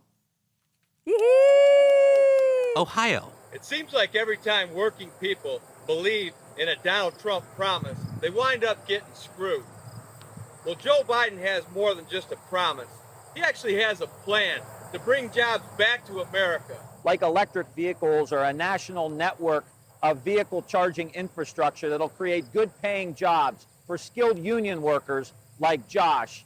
And the future will be made in America. Ohio cast 20 votes for Senator Bernie Sanders and 134 votes for the next president, Joe Biden. OH. I-O. Oklahoma. 99 years ago, racial violence devastated a thriving black community here in Tulsa. Today, hatred still lives in our nation, but so does resolve. Oklahoma refused to let ourselves be defined by division then, and our nation must turn back the tide of violence again, now. Oklahoma cast 13 votes for Bernie Sanders and 24 votes for our next president, Joe Biden. Oregon. As Black Americans standing on Native land, we proudly represent Oregon. The dual viruses, COVID-19 and racism, laid bare unequal healthcare access and deaths in communities of color. The Democrats are working to bridge divides and make sure everyone has equal access to low or no cost quality care. Today, Oregon cast 16 votes for Bernie Sanders. And with Senators Wyden and Merkley's support, cast 57 votes for Joe Biden. Pennsylvania. When Joe Biden was young, his father came to this house in Scranton, sat down on Joe's bed, and told him he lost his job. It's a moment that stayed with Joe his entire life. Right now, all across America, working families are experiencing that same fear and uncertainty. But Joe Biden has a plan to help them and to help our country build back better. creating millions of good-paying jobs, so more parents will be able to tell their kids what Joe's dad said to him all those years ago. It's going to be okay. Pennsylvania cast 34 votes for Senator Bernie Sanders and 175 votes for the next president of the United States, Scranton's own Joe Biden. Puerto Rico. Los puertorriqueños somos ciudadanos estadounidenses, algo que Donald Trump parece haber olvidado en los momentos más difíciles que enfrentó nuestra isla. Joe Biden siempre ha apoyado las causas de Puerto Rico y como presidente será nuestro aliado en la Casa Blanca. Sé que es la mejor alternativa para que los sobre 3 millones de ciudadanos americanos que residimos en esta bendita isla de Puerto Rico podamos ser respetados. Puerto Rico emite 5 votos para Bernie Sanders y 53 votos para Joe Biden. Rhode Island. Rhode Island, the ocean state, where our restaurant and fishing industry have been decimated by this pandemic, are lucky to have a governor, Gina Raimondo, whose program lets our fishermen sell their catches directly to the public, and our state appetizer, calamari, is available in all 50 states. The calamari comeback state of Rhode Island casts 1 vote for Bernie Sanders and 34 votes for the next president, Joe Biden. South Carolina. Mr. Chairman, I am Jamie Harrison, candidate for the United States Senate, speaking from the campus of South Carolina State University, the alma mater of Majority Whip Jim Clyburn and the late Dr. Emily England Clyburn, for whom its Honors College is named. This proud HBCU has contributed 22 general officers to our armed services. And tonight, I proudly cast South Carolina's 64 votes as follows: 15 for Bernie Sanders and 49 for our next president of the United States, Joe Biden. South Dakota. Midakiapi, relatives. As a first American and citizen of the Standing Rock Sioux tribe, I welcome you to the Pahasapa, the Black Hills, the site of my creation story, and home to the Ocheti Shakowi, the great Sioux nation. We often say, Midaku Yeyayasi, we are all related. Our next president must lead by this philosophy for the betterment of our next 7 generations.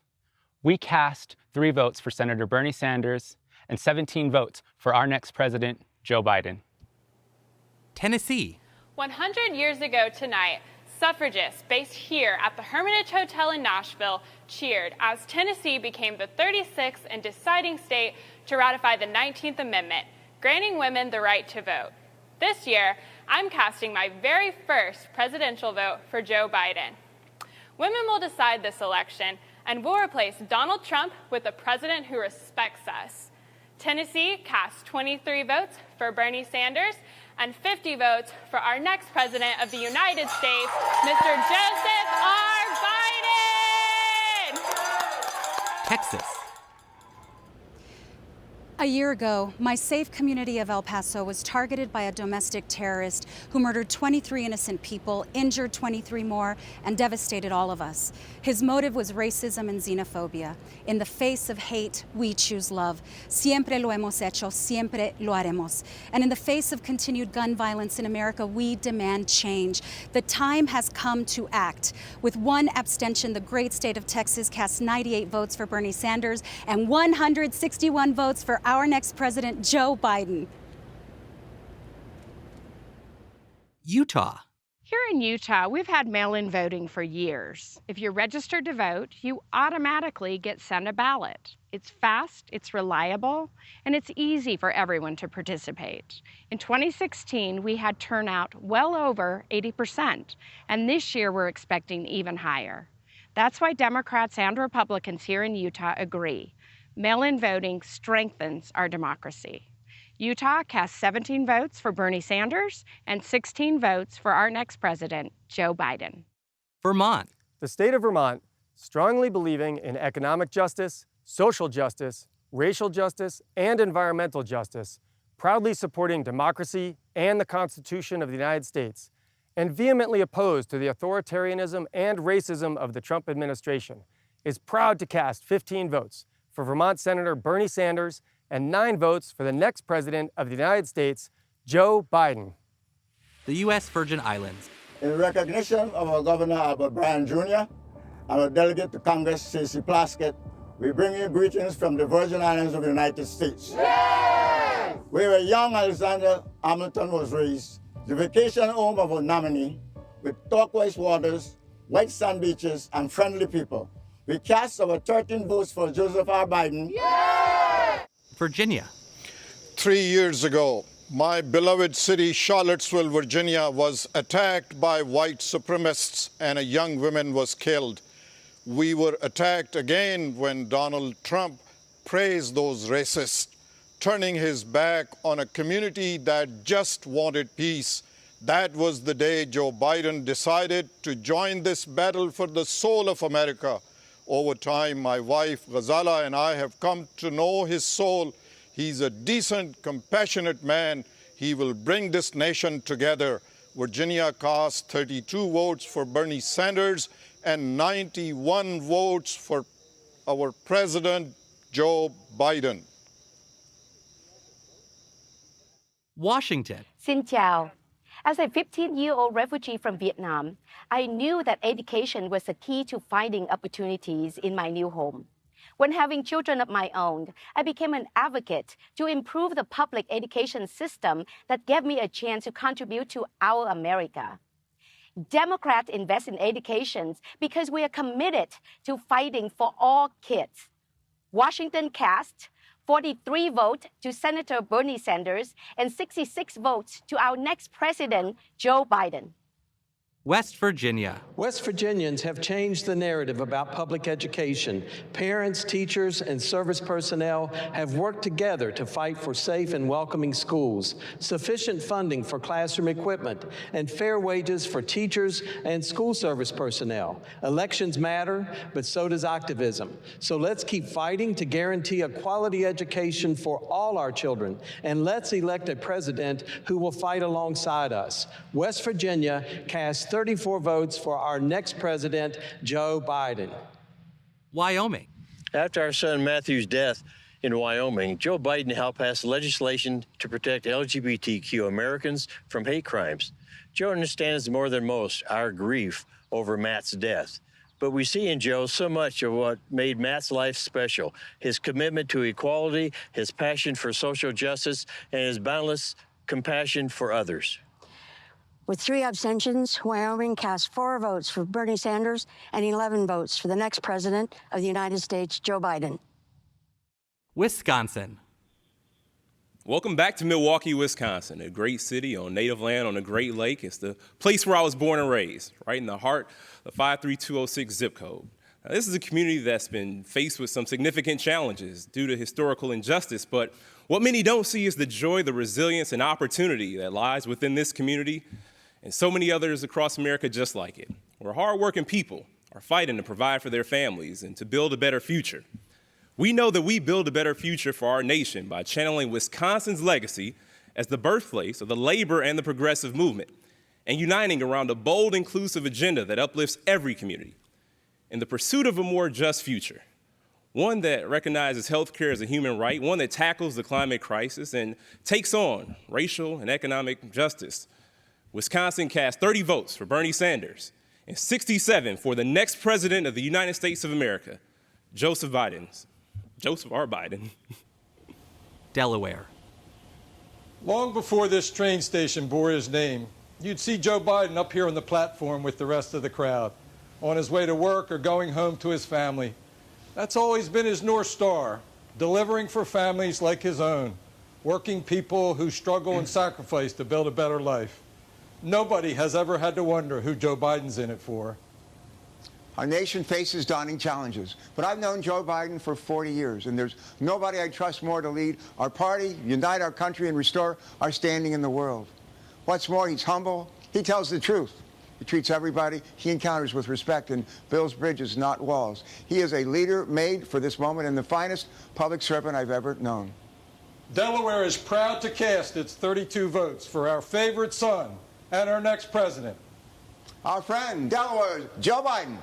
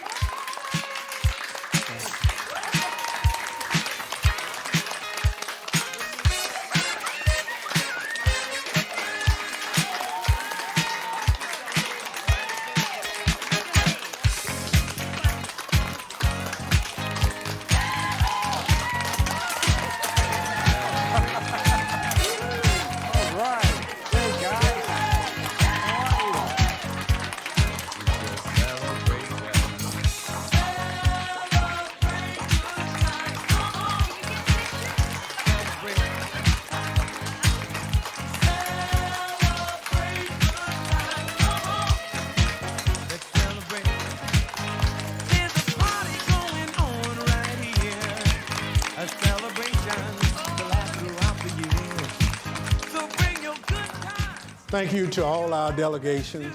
I'm pleased to announce that Vice President Joe Biden has officially been nominated by the Democratic Party as our candidate for President of the United States. Vice President Biden is hereby invited to deliver an acceptance speech. Well, thank you very, very much. From the bottom of my heart, thank you all. It means the world to me and my family, and I'll see you on Thursday. Thank you, thank you, thank you.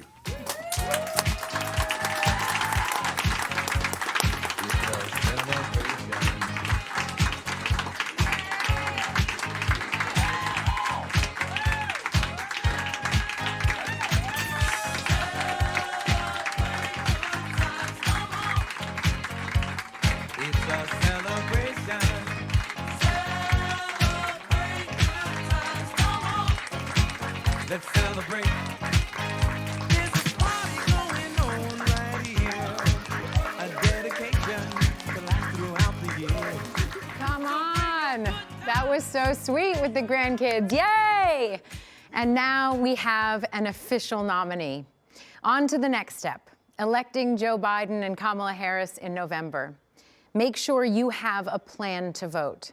Text VOTE to 30330 to find out how. Now we're going to talk about a topic that touches all of our lives, healthcare. The Affordable Care Act was game-changing. This pandemic has revealed just how important it is to protect and improve it. Increasing access to healthcare and bringing down its costs have always been a priority for Joe Biden, because for Joe and for all of us, healthcare is personal. It's the toughest battles that call for the steadiest leadership. Again and again, they were told to give up on affordable health care. They knew it would cost them politically. The Republicans say this will prove to be unpopular. The bill is a legislative train wreck. But not nearly as much as it would cost the American people if they did nothing. We are not going to slow up on providing affordable health care for Americans. Health care is a natural American right. Giving up on the Affordable Care Act would have meant leaving 20 million without coverage out in the cold. But Joe Biden wasn't about to give up because he knew what it was like to stand in their shoes. He was sworn into the Senate next to a hospital bed. His wife and daughter had been killed in a car crash. And lying in that bed were his two sons. 40 years later, one of those little boys, his son, Beau, was diagnosed with cancer and given only months to live. It's hard to imagine a greater grief than losing your child. But Joe always knew that his family was one of the lucky ones. After that accident, his son got 40 more years of life, all because he had health care. Without objection, the motion to reconsider is laid on the table. Now, it's unthinkable that Donald Trump is trying to take that health care away. In the middle of a pandemic, he's still trying to get rid of the Affordable Care Act. This fight is personal for Joe, as personal as it gets. So when Joe says he has a plan to strengthen the Affordable Care Act, protect those with pre-existing conditions, and expand access to every American, he's thinking about how having health care saved his boys. When his plan talks about lowering drug prices and making care more affordable, he's thinking about Beau, who spent his final days in comfort because he was insured. Joe Biden knows what affordable health care means to American families, because of what it's meant to his. This is my promise to you. When I'm president, I will take care of your health care coverage and your family the same way I would my own. For that's what the presidency is, the duty to care for all of us, not just those who vote for us, but all of us. This job is not about me, it's about you, it's about us.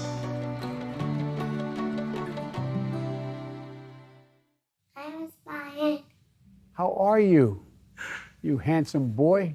He was born in 15 and with a heart condition, known as transposition of the greater arteries, and ended up requiring a transplant. And thankfully, the ACA had already taken effect.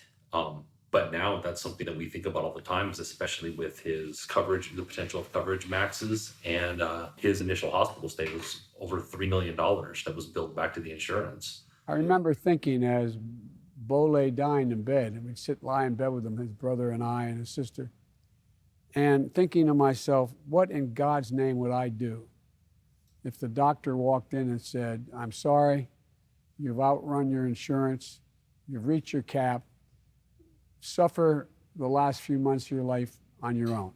I came from a part of the country, rural Missouri, where basically everybody was a Republican and I was a Republican.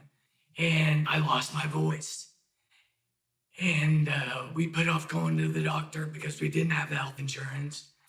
When we finally got into somebody that could take a look at my throat, they said, wow, you've got cancer. It was stage 4, the worst kind of cancer you can have. My wife applied for insurance through the Affordable Care Act, and my coverage began on April 1st in 2012. And that same day, they started my chemo and radiation, and it saved my life. I'm here today.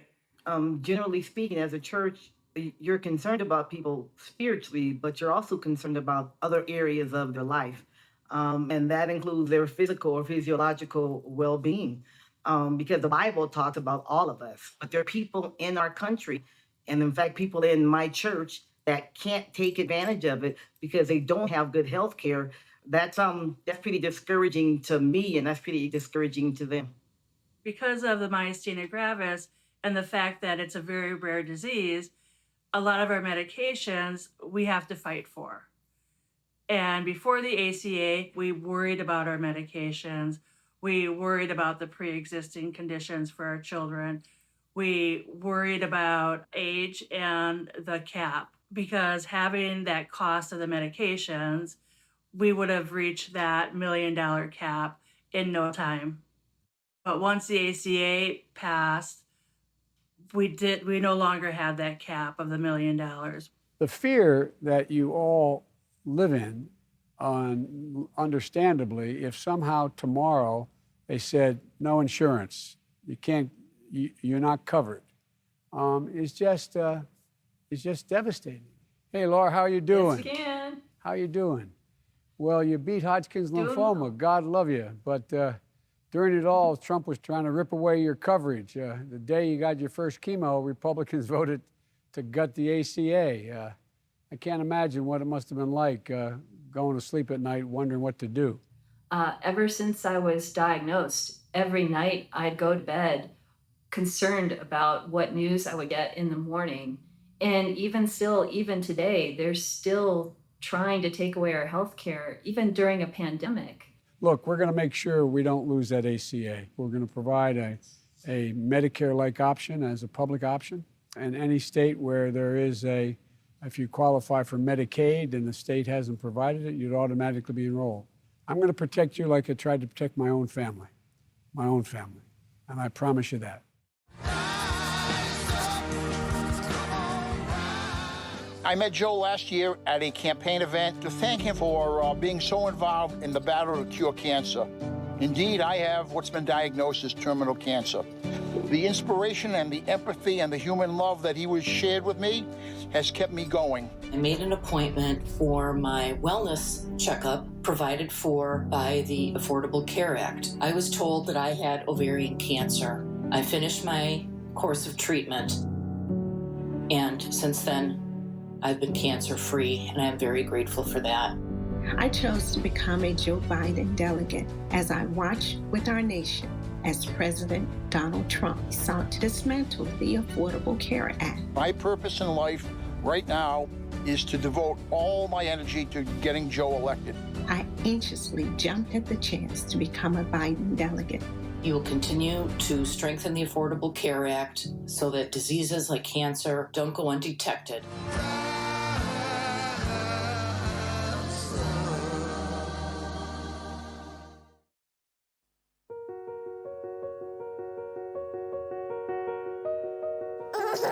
Hey Carl, it's me, Dad. By the time you're watching this, you will have grown up to be strong and courageous, but I don't know how much longer I'll be around for you.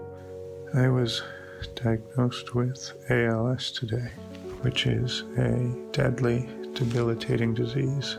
After I was diagnosed, the president passed a tax bill that put my health care at risk. So I went to Washington, D.C. My next guest made headlines when he confronted a Republican senator on an airplane. You can be an American hero.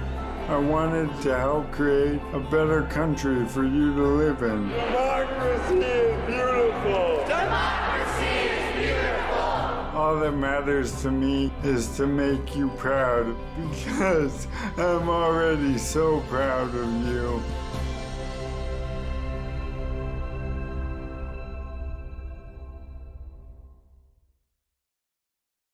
Hello, America. My name is Audie Barkin, and I am speaking to you through this computer voice because I have been paralyzed by a mysterious illness called ALS. Like so many of you, I have experienced the ways our healthcare system is fundamentally broken. Enormous costs, denied claims, dehumanizing treatment when we are most in need. Since my shocking diagnosis, I have traveled the country meeting countless patients like me, demanding more of our representatives and our democracy.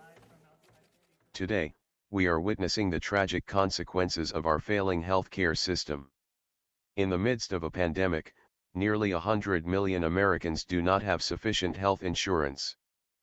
And even good insurance does not cover essential needs like long-term care.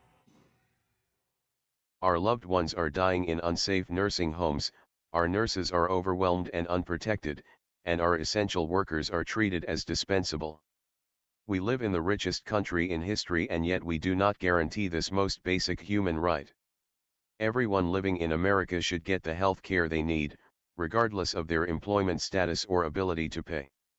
Even during this terrible crisis, Donald Trump and Republican politicians are trying to take away millions of people's health insurance. With the existential threat of another 4 years of this president, we all have a profound obligation to act. Not only to vote, but to make sure that our friends, family, and neighbors vote as well. We must elect Joe Biden. Each of us must be a hero for our communities, for our country, and then, with a compassionate and intelligent president, we must act together and put on his desk a bill that guarantees us all the health care we deserve. Text VOTE to 30330 to learn how to vote safely. Because our lives depend on it. Politics and elections can seem like these faraway things that one person doesn't have the power to change. But what's happening in our country right now makes it clear how personal politics are. I've discovered that when I get informed and participate, my fear gets smaller. Voting is a big part of that. So knowing the change you want, vote for the leaders you think will make it happen. And if you're able, if you can, help fund this campaign. Please go to joebiden.com and chip in whatever you can.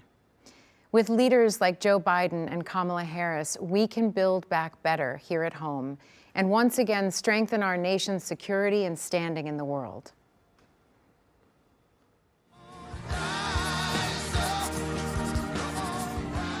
My name is DeMarcus Gilliard. I'm 34 years old, and I currently live in Los Angeles, California. I'm a 2009 graduate of the U.S. Naval Academy in Annapolis, and I served on active duty in the Marine Corps as an officer for 6 years. I took an oath to support, uphold, and defend the Constitution of the United States of America, and I know that Joe Biden, in his years of public service, took a similar oath, and he understands the sacrifice of the men and women in uniform who are overseas right now fighting for the ideals of this nation, that liberty and justice can be extended to all people. I know that Joe Biden understands that at his core. I trust him to lead us on day one into a greater future. There's nothing more important for me right now than making sure that we restore the soul of our nation. And I think that Joe Biden is the best person to do that. So, thanks, Joe.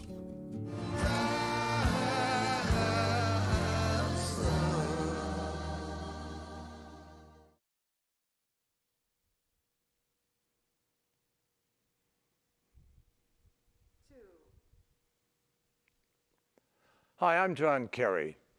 For the 8 years of the Obama-Biden administration, we led by example.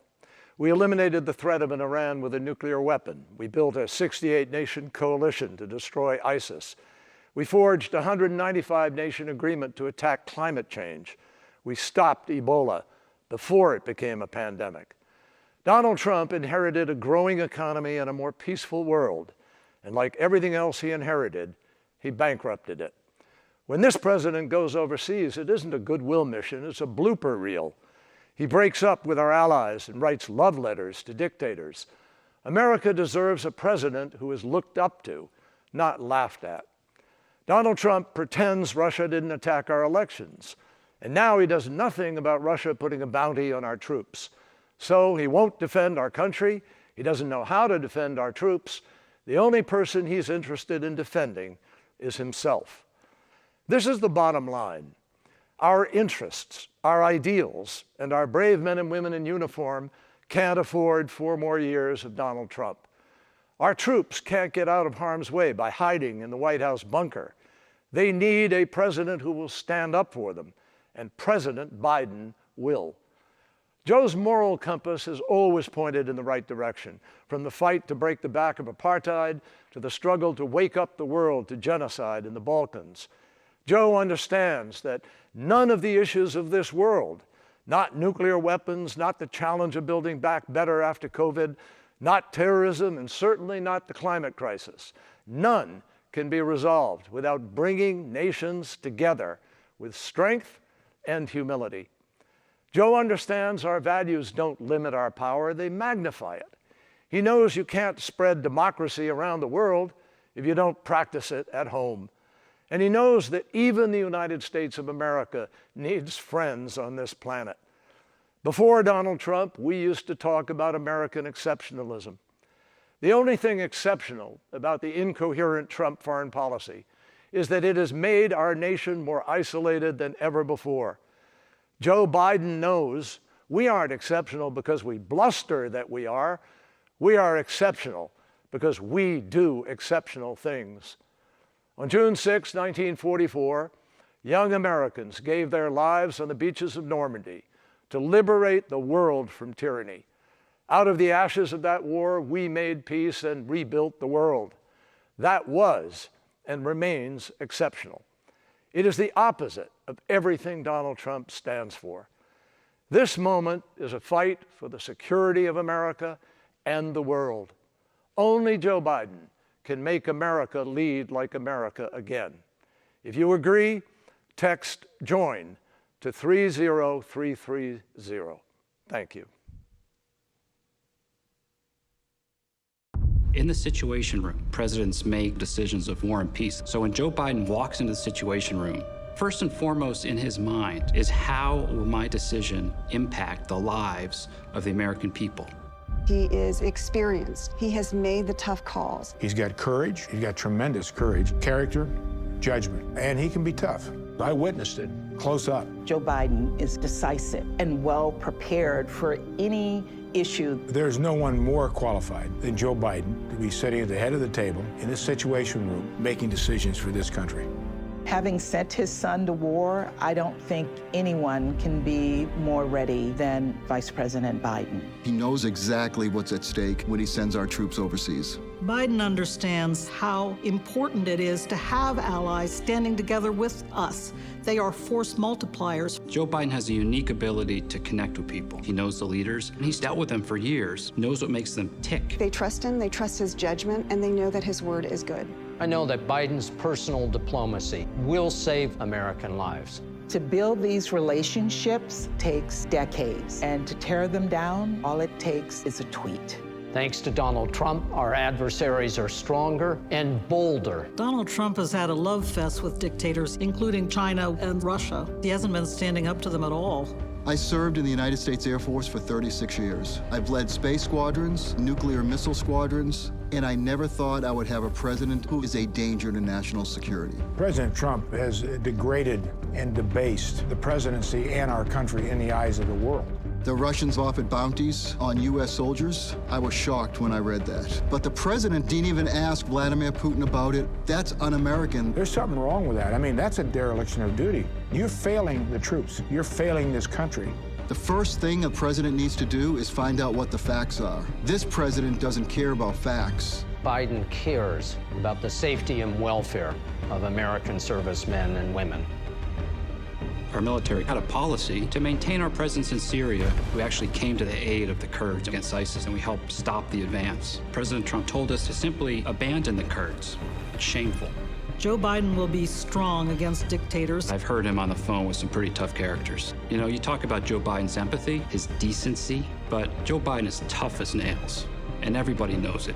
He will do the right thing, no matter the political cost. I've served for 2 Republican presidents and 1 Democratic president. I have seen the Trump administration make decisions without any thought, without any preparation, that have massive life and death consequences. At one of the most defining times in the history of the world, Joe Biden is uniquely qualified to be president of the United States. If you want a strong America, you want Joe Biden. Hi, I'm former Secretary of State Colin Powell. 100 years ago, a young immigrant left a dirt farm in Jamaica and set out for America. 3 years later, a ship pulled into New York Harbor, and a young Jamaican woman gazed up at the Statue of Liberty for the first time. They became my parents, and they inspired me to finish college and join the Army. This began a journey of service that would take me from basic training to combat in Vietnam, up the ranks to serve as chairman of the Joint Chiefs of Staff and Secretary of State. The values I learned growing up in the South Bronx and serving in uniform were the same values that Joe Biden's parents instilled in him in Scranton, Pennsylvania. I support Joe Biden for the presidency of the United States because those values still define him, and we need to restore those values to the White House. Our country needs a commander-in-chief who takes care of our troops in the same way he would his own family. For Joe Biden, that doesn't need teaching. It comes from the experience he shares with millions of military families, sending his beloved son off to war and praying to God he would come home safe. Joe Biden will be a president we will all be proud to salute. With Joe Biden in the White House, you will never doubt that he will stand with our friends and stand up to our adversaries, never the other way around. He will trust our diplomats and our intelligence community, not the flattery of dictators and despots. He will make it his job to know when anyone dares to threaten us. He will stand up to our adversaries with strength and experience. They will know he means business. I support Joe Biden because beginning on day one, he will restore Americans' leadership and our moral authority. He'll be a president who knows that America is strongest when, as he has said, we lead both by the power of our example and the example of our power. He will restore America's leadership in the world and restore the alliances we need to address the dangers that threaten our nation, from climate change to nuclear proliferation. Today, we are a country divided, and we have a president doing everything in his power to make it that way and keep us that way. What a difference it will make to have a president who unites us, who restores our strength and our soul. I still believe that in our hearts, we are the same America that brought my parents to our shores, an America that inspires freedom around the world. That's the America Joe Biden will lead as our next president. Thank you very much. It was a friendship that shouldn't have worked. John, a former Navy pilot just released from a North Vietnamese prison. Joe, a young senator from Delaware. Legislative assistance. But in the 1970s, Joe was assigned a military aide for a trip overseas. I was the Navy's Senate liaison and used to carry your bags on overseas trips. The son of a gun never carried my bags. He was supposed to carry my bags, damn it, but he never carried my bags.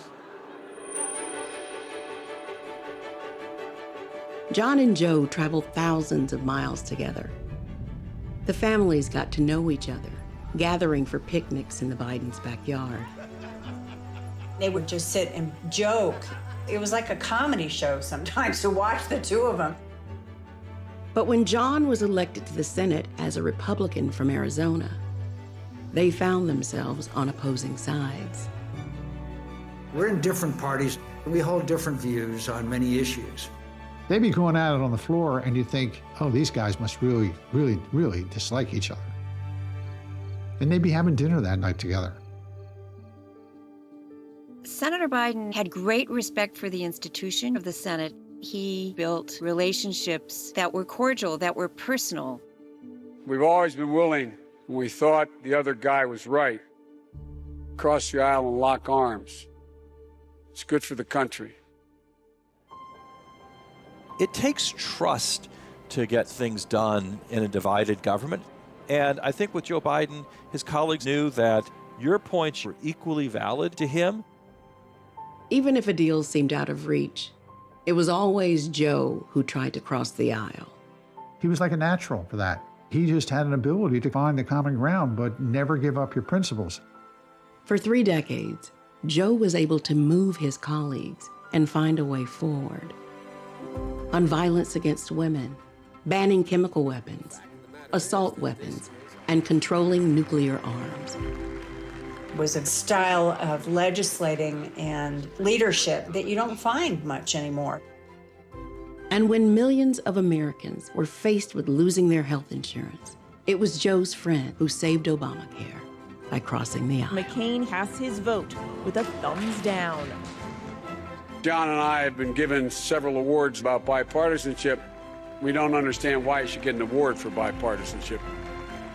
Thank you for your example.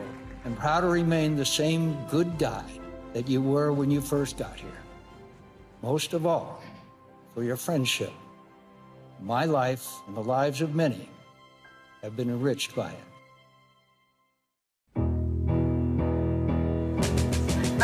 Love it. Good day, sunshine. Good day, sunshine. I have a rule that I never think of anything negative when I'm running. And when the sun is out. When I set my mind to something, I find a way to get it done. She is so damn tough and loyal. When I met Jill, I knew. My brother said, there's this woman, you'll really like her, Joe. So I gave her a call, and she had a date that night. You said, do you think you could break your date? Oh, that's right. And what'd you do? Well, I called and told the guy that I had a friend in from out of town and went out with Joe. I was 30, and I was a senator, and I was a widower. Several years earlier, a tractor trailer broadside my wife and 3 children. My wife was killed, and my daughter was killed. I wasn't big on the whole date scene thing. But when I met Jill, I fell in love with her when I saw her. I've got sunshine on a cloudy day. He said, I'd really like to see you again. So he's looking at his calendar and he's, oh, Thursday. No, I'm really busy. No, I'm busy Friday. How about tomorrow? And I thought, buddy, you just blew your cover. She's owned me since then. The boys fell in love with Jill, too. I'm brushing my teeth one morning, and they came running in, and Bo and Hunt said, Dad, we think it's time we marry Jill. Swear to God. I asked her to marry me 5 times. It wasn't just my heart that was on the line. I loved the boys so much. I had to be sure that it had to be forever. Now, I'm going to ask you one more time. Will you marry me? She goes like this. Okay. Someday, yeah, we'll put it together and we'll get it undone. She put us back together. She gave me back my life. She gave us back a family. We were raised with the same values. I grew up in Willow Grove, Pennsylvania, right outside of Philly. My mom was English, Scottish, and my dad was Italian. My grandmother made the homemade noodles that would hang, and she'd be drying her noodles. They're a very close family. She's the eldest of 5 girls. She's kind of like the godmother of all of us. I think we've all seen the feistiness in her. There was a bully in my school. She marched up the street and knocked on his door. And I punched him right in the face. My father fought in World War II. He was a signalman in the Navy, and he was very patriotic. He would take us to watch the Blue Angels, and he was so proud. We worshiped our mother. I can picture her so well, reading for hours. She just loved to read, and that had a great influence on me. I went to college at the University of Delaware. Then I taught in the high schools.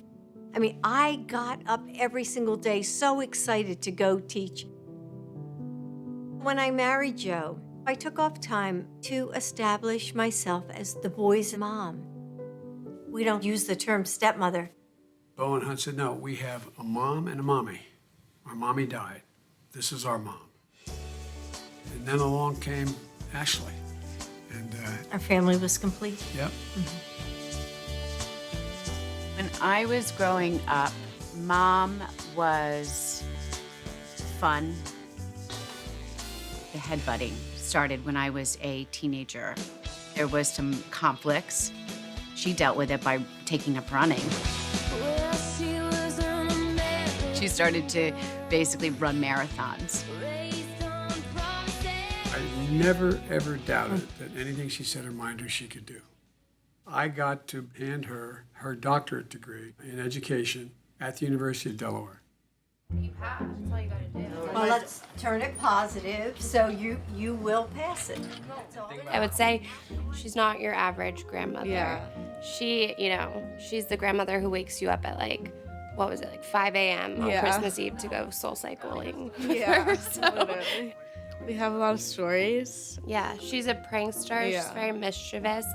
Like, when she goes on a run, sometimes she'll find like a dead snake and she'll pick it up and put it in a bag and she'll use it to scare someone. Oh. That's a classic Jill. She wasn't really a Washington person, and I don't think ever imagined herself being part of that. When Joe was elected to vice president, I just thought, hey, I gotta step it up here because there are things that I really care about. Having had a father in the military, having a son deployed in Iraq, I saw the need to support military families. Dr. Biden could draw anyone in, and they felt like they were talking to an old friend. That is one of her superpowers. When she was second lady, Jill told me that she would like to continue teaching at community college. And I said, that's insane. You cannot possibly do that. I said, I know I can do both jobs. I never saw her on any day of the week where she wasn't carrying a huge stack of papers to grade. As second lady, she was teaching full-time for 8 years, 15 credits a semester. These were students who wanted to be in your classroom, and I saw their tenacity, and they were taking care of children, just like I had done. She gave 100% from her energy to the students. She's a great teacher. Teaching is not what Jill does, it's who she is. Jill just simply cares. She cares about other people. When Bo was diagnosed with brain cancer, nobody knew what we were going through. The Secret Service, they're not supposed to react to your life or what you're doing. They would whisper, I'm praying for you. Mom, it's your strength that holds this family together. And I know that you will make us whole again. You never stop grieving, ever. But you do have to find purpose. Please welcome my husband, Joe Biden. Running for president is too tough to not be together. The future First Lady of the United States. That's right. There you go. If Dr. Biden is our First Lady, the country will be getting one of the best humans that we have. She has been through some really tough things in her own life, and she knows how hard it can be. The American people are in their heart, know that she'll fight like hell for them. We all need community. We need to depend on others for our strength. All American families, we all need each other.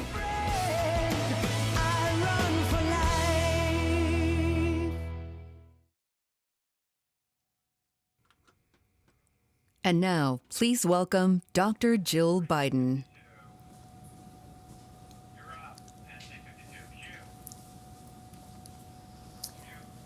I have always loved the sounds of a classroom, the quiet that sparks with possibility just before students shuffle in, the murmur of ideas bouncing back and forth as we explore the world together, the laughter and tiny moments of surprise you find in materials you've taught 1,000,000 times.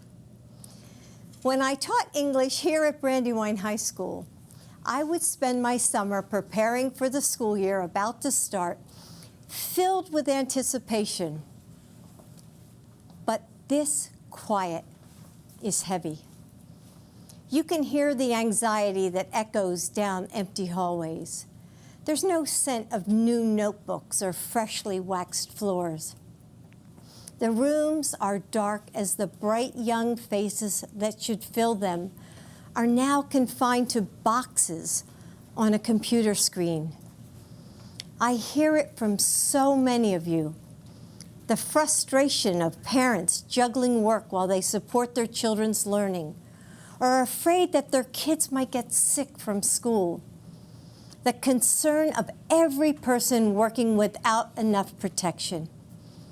The despair in the lines that stretch out before food banks. And the indescribable sorrow that follows every lonely last breath when the ventilators turn off. As a mother and a grandmother, as an American, I am heartbroken by the magnitude of this loss, by the failure to protect our communities, by every precious and irreplaceable life gone. Like so many of you, I'm left asking, how do I keep my family safe? You know, motherhood came to me in a way I never expected. I fell in love with a man and 2 little boys standing in the wreckage of unthinkable loss, mourning a wife and mother, a daughter and sister. I never imagined at the age of 26, I would be asking myself, how do you make a broken family whole? Still, Joe always told the boys, Mommy sent Jill to us, and how could I argue with her? And so we figured it out together in those big moments that would go by too fast, Thanksgivings and state championships, birthdays and weddings, in the mundane ones that we didn't even know were shaping our lives, reading stories piled on the couch, rowdy Sunday dinners and silly arguments, listening to the faint sounds of laughter that would float downstairs as Joe put the kids to bed every night, while I studied for grad school or graded papers under the pale yellow kitchen lamp, the dinner dishes waiting in the sink. We found that love holds a family together. Love makes us flexible and resilient. It allows us to become more than ourselves together. And though it can't protect us from the sorrows of life, it gives us refuge, a home. How do you make a broken family whole? The same way you make a nation whole.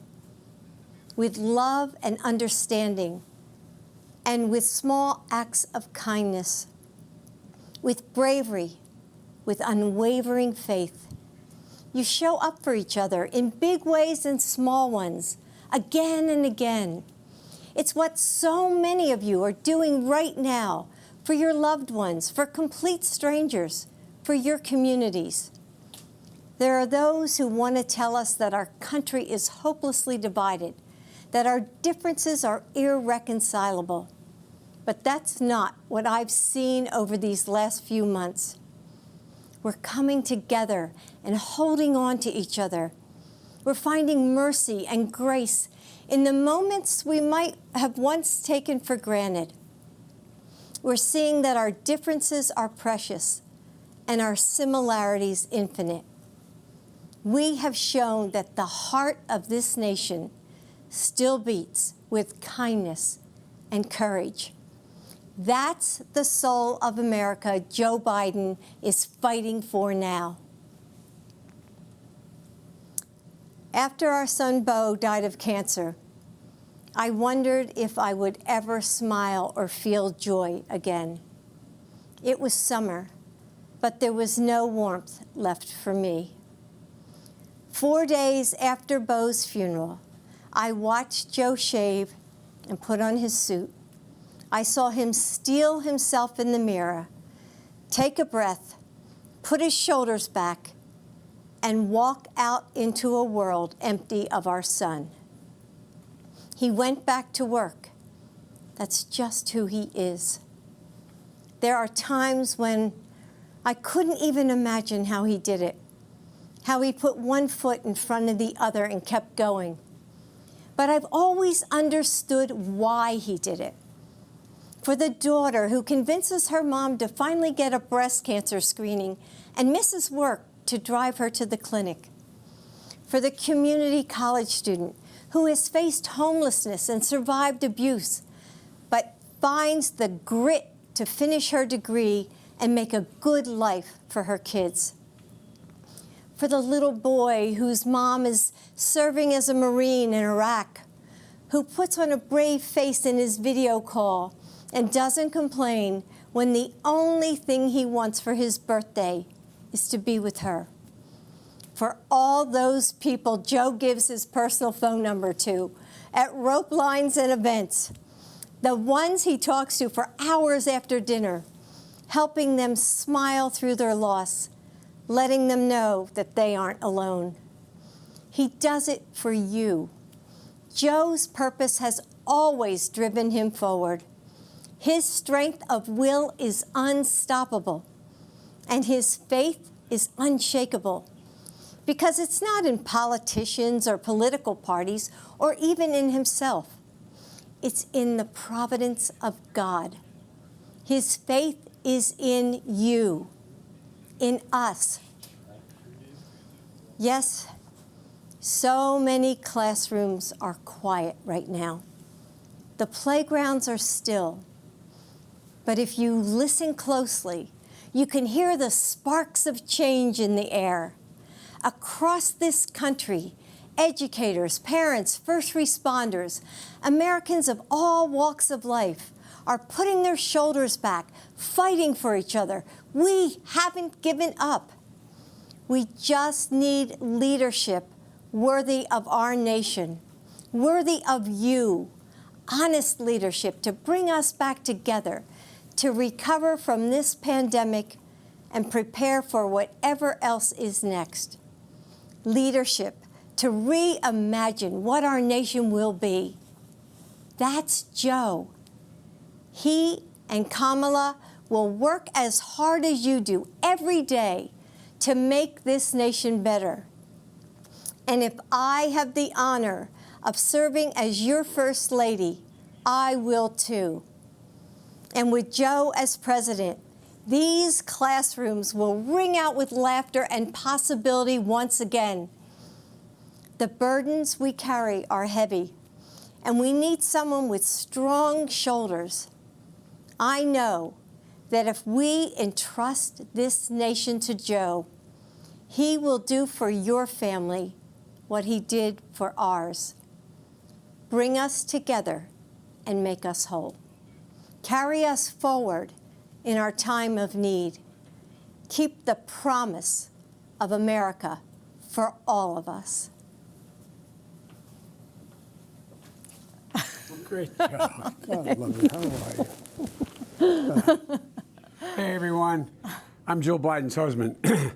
As you heard tonight, excuse me, you can see why she's the love of my life, the rock of our family. She never gives herself much credit, But the truth is, she's the strongest person I know. She's a backbone like a ramrod. She loves fiercely, cares deeply. Nothing stops her when she sets her mind to getting something right. And you know, for all of you out there across the country, just think of your favorite educator who gave you the confidence to believe in yourself. That's the kind of first lady this Jill Biden will be. God love you. So go to joebiden.com to join our campaign. Thank you all for watching. I'll see you soon. Thank you. Child, things get brighter. Ooh, child, things are gonna get easier. Ooh, child, things get brighter. Someday, yeah, put it together and we'll get it undone. Someday, when your head is much lighter. Someday, yeah, we'll walk in the rays of a beautiful sun. Thank you so much for being a part of this night. As Dr. Biden just reminded us, Joe is a steady and experienced leader who can bring us together and help us heal, who will support us in getting better. Remember, we bend the arc of justice if we participate, if we vote. This moment isn't beyond you, it's up to you. Tomorrow night, we'll meet Joe Biden's choice for Vice President, Kamala Harris, and learn more about their vision for the future of our country. And we'll also hear from Senator Elizabeth Warren and President Barack Obama, plus performances from Billie Eilish and Jennifer Hudson. And now, with his song Never Break, here's John Legend.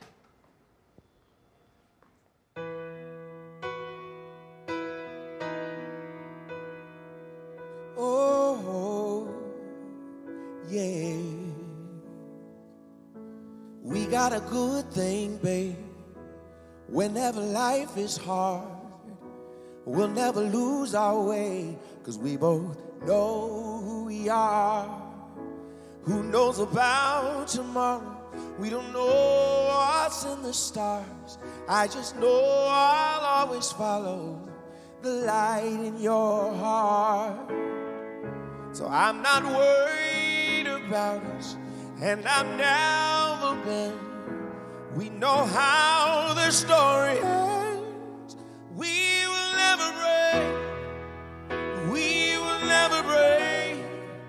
Build on a foundation strong enough to stay.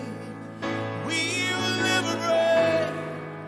As the water rises and the mountains shake, our love will remain. We will never, no, no, never. We will never, no, no, never. We will never, no, never. We will never, no. The world is dangerous, throw it all at us. There's nothing we cannot take. We will never break. We will never break. Build on a foundation strong enough to stay. We will never break. As the water rises and the mountains shake, our love will remain. We will never, no, no, never. We will never, no, no, never. We will never, no, never. We will never, no. We will never, no, never. We will, no.